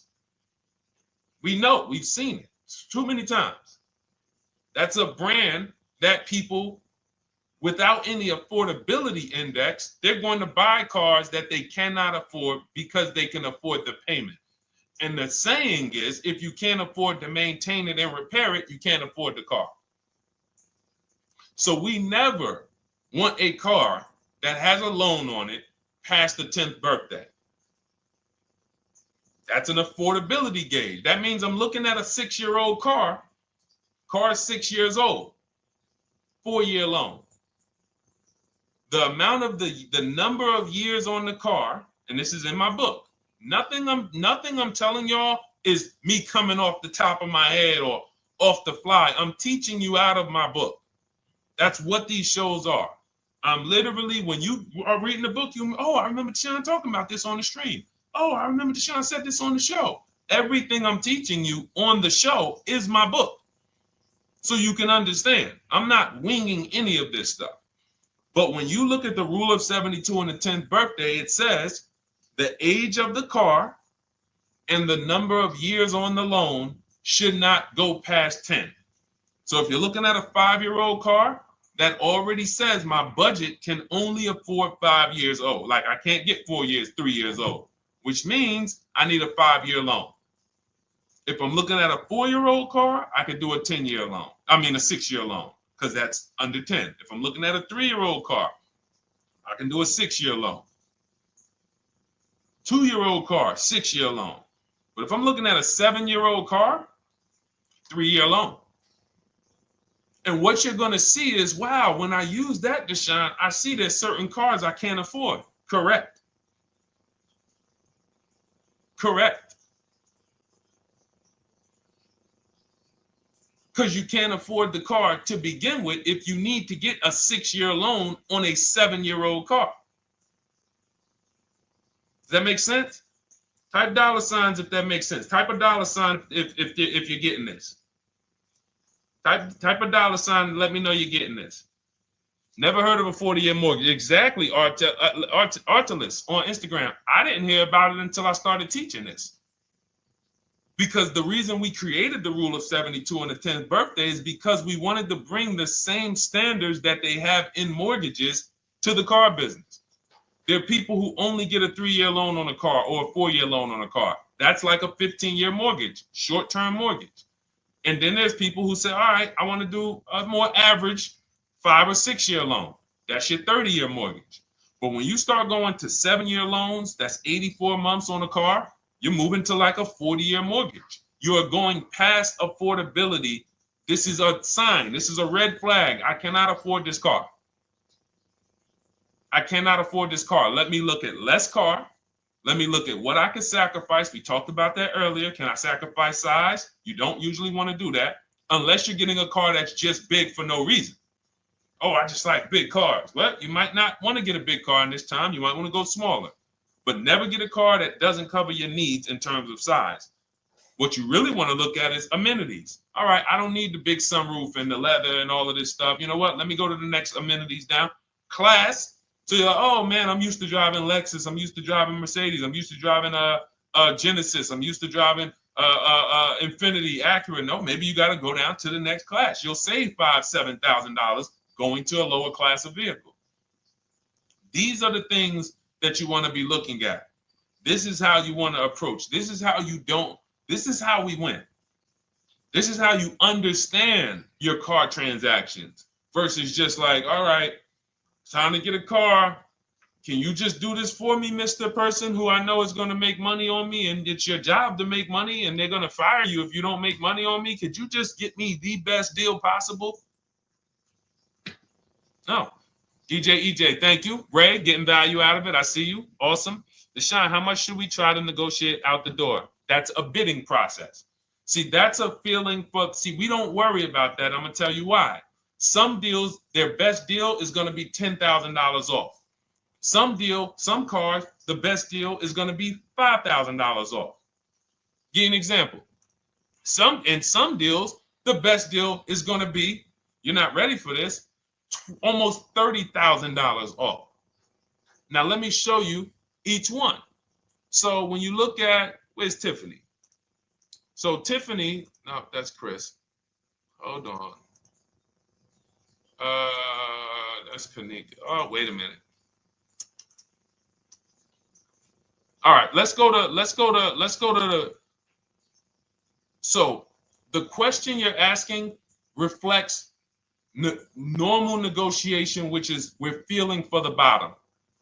We don't really know where the bottom is. We're feeling for the bottom. And you're feeling for the bottom, it's a losing strategy because you don't know how deep, you don't know how low the bottom is. When you feel like in your gut, okay, I think this feels like the bottom, you take the deal. Losing strategy. Because the bottom is different for everyone. So you look at somebody like Sean. Sean gets 15, he bought an F-150 Lightning. He got, with the discount from the dealer and the hidden money, unadvertised rebates, over $20,000 off his F-150 Lightning. Over $20,000 off. Now, you look at somebody who, let's see if we can find Kimberly. Kimberly, when she got her Maserati, I love just keeping Kimberly up because she's like, you know, she got over $20,000 off her brand new Maserati when she got it, even though it was last year. But I want to look for a smaller deal. So I think I might have took Tiffany's down. Hold on. Because Tiffany got a Mazda. Hold on. I used the strategy in your book. Hold on. Tiffany got a Mazda, and when she got her bids, her best offer was $6,300 off. That was the best offer on that car. But she had other offers that were $3,000 off, $2,000 off, sticker price, over sticker. That was $63,000 off, $6,300 off. Then you look at somebody like Milligan. Milligan got the biggest discount I've ever seen in my life. She got a $79,000 car. She got her bids, and she got almost $30,000 off. It's $79,000. She paid $51,359. Brand new car. Brand new car. Brand new car. So do you see that if we're trying to feel for the bottom, let's say you think, all right, $3,000 off. I guess that's a good deal. You're getting beheaded. So we cannot feel for the bottom. That is buyer's remorse prone. That is how we have buyer's remorse. The only thing we do is we sit at home, we get bids. That's the name of the game. When you are getting bids, life changes. You now know, oh, this deal is taking off 8. This deal is taking off 2. This deal is taking off 8. This deal is taking off 10. This deal is taking off nothing. Oh, the $10,000 dealer wins the bid. You took off $10,000. That was the bottom. And again, we use the 25-to-5 strategy where I show you how to connect with 25 dealers in 20 minutes from home. You get your bid. You want to call around, do it by phone, call and get your bid by phone. We do this by email without talking. That is what's in my book.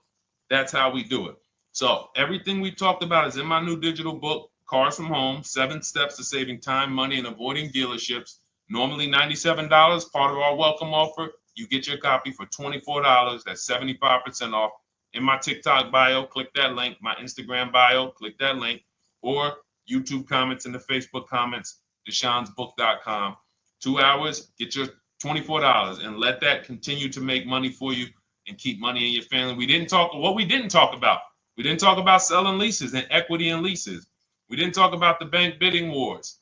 We didn't talk about, we dig deep on leasing versus buying. We hit on a lot. We hit on a lot today. Now, for those of you who are like, Deshone, I'm just meeting you, I don't really trust you yet, then start with my free cheat sheets. Dolan will put a link for you. You can go to DeshonesCheatSheets.com, put a link in the comments, and just start with my free cheat sheets. We've given thousands of people have started with my free cheat sheets.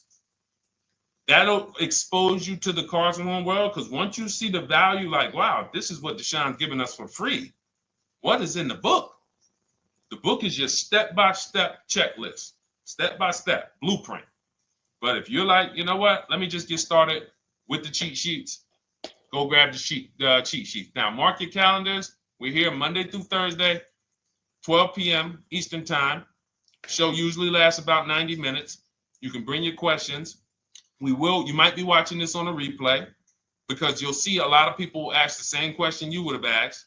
But mark your calendar so you don't miss a show. We'll be back, and then we'll run the whole replays all through the weekend for those who couldn't be here during the week. So I'm going to start. I might start doing something for people who bring people. Write me some ideas, because what I really want is I want to come up with something, a way to reward people who share. That's why I wanted to give a free copy of my book to our nurse on TikTok. You know, like, I want to come up with something for people that bring people, that help me actually spread this message. DM me some ideas, and I'll watch that. I can't read all the DMs, but I will certainly start that DM with, you know, I have an idea, and then I'll know that's you. Because I want to come up with something specifically for the people who share. All right. I'll see y'all tomorrow. Thanks for watching. This has been our show. Congratulations to everybody that got the book. Make sure you send me your success stories. Email me when you get your cars. I want to hear all about it. All right. God bless you.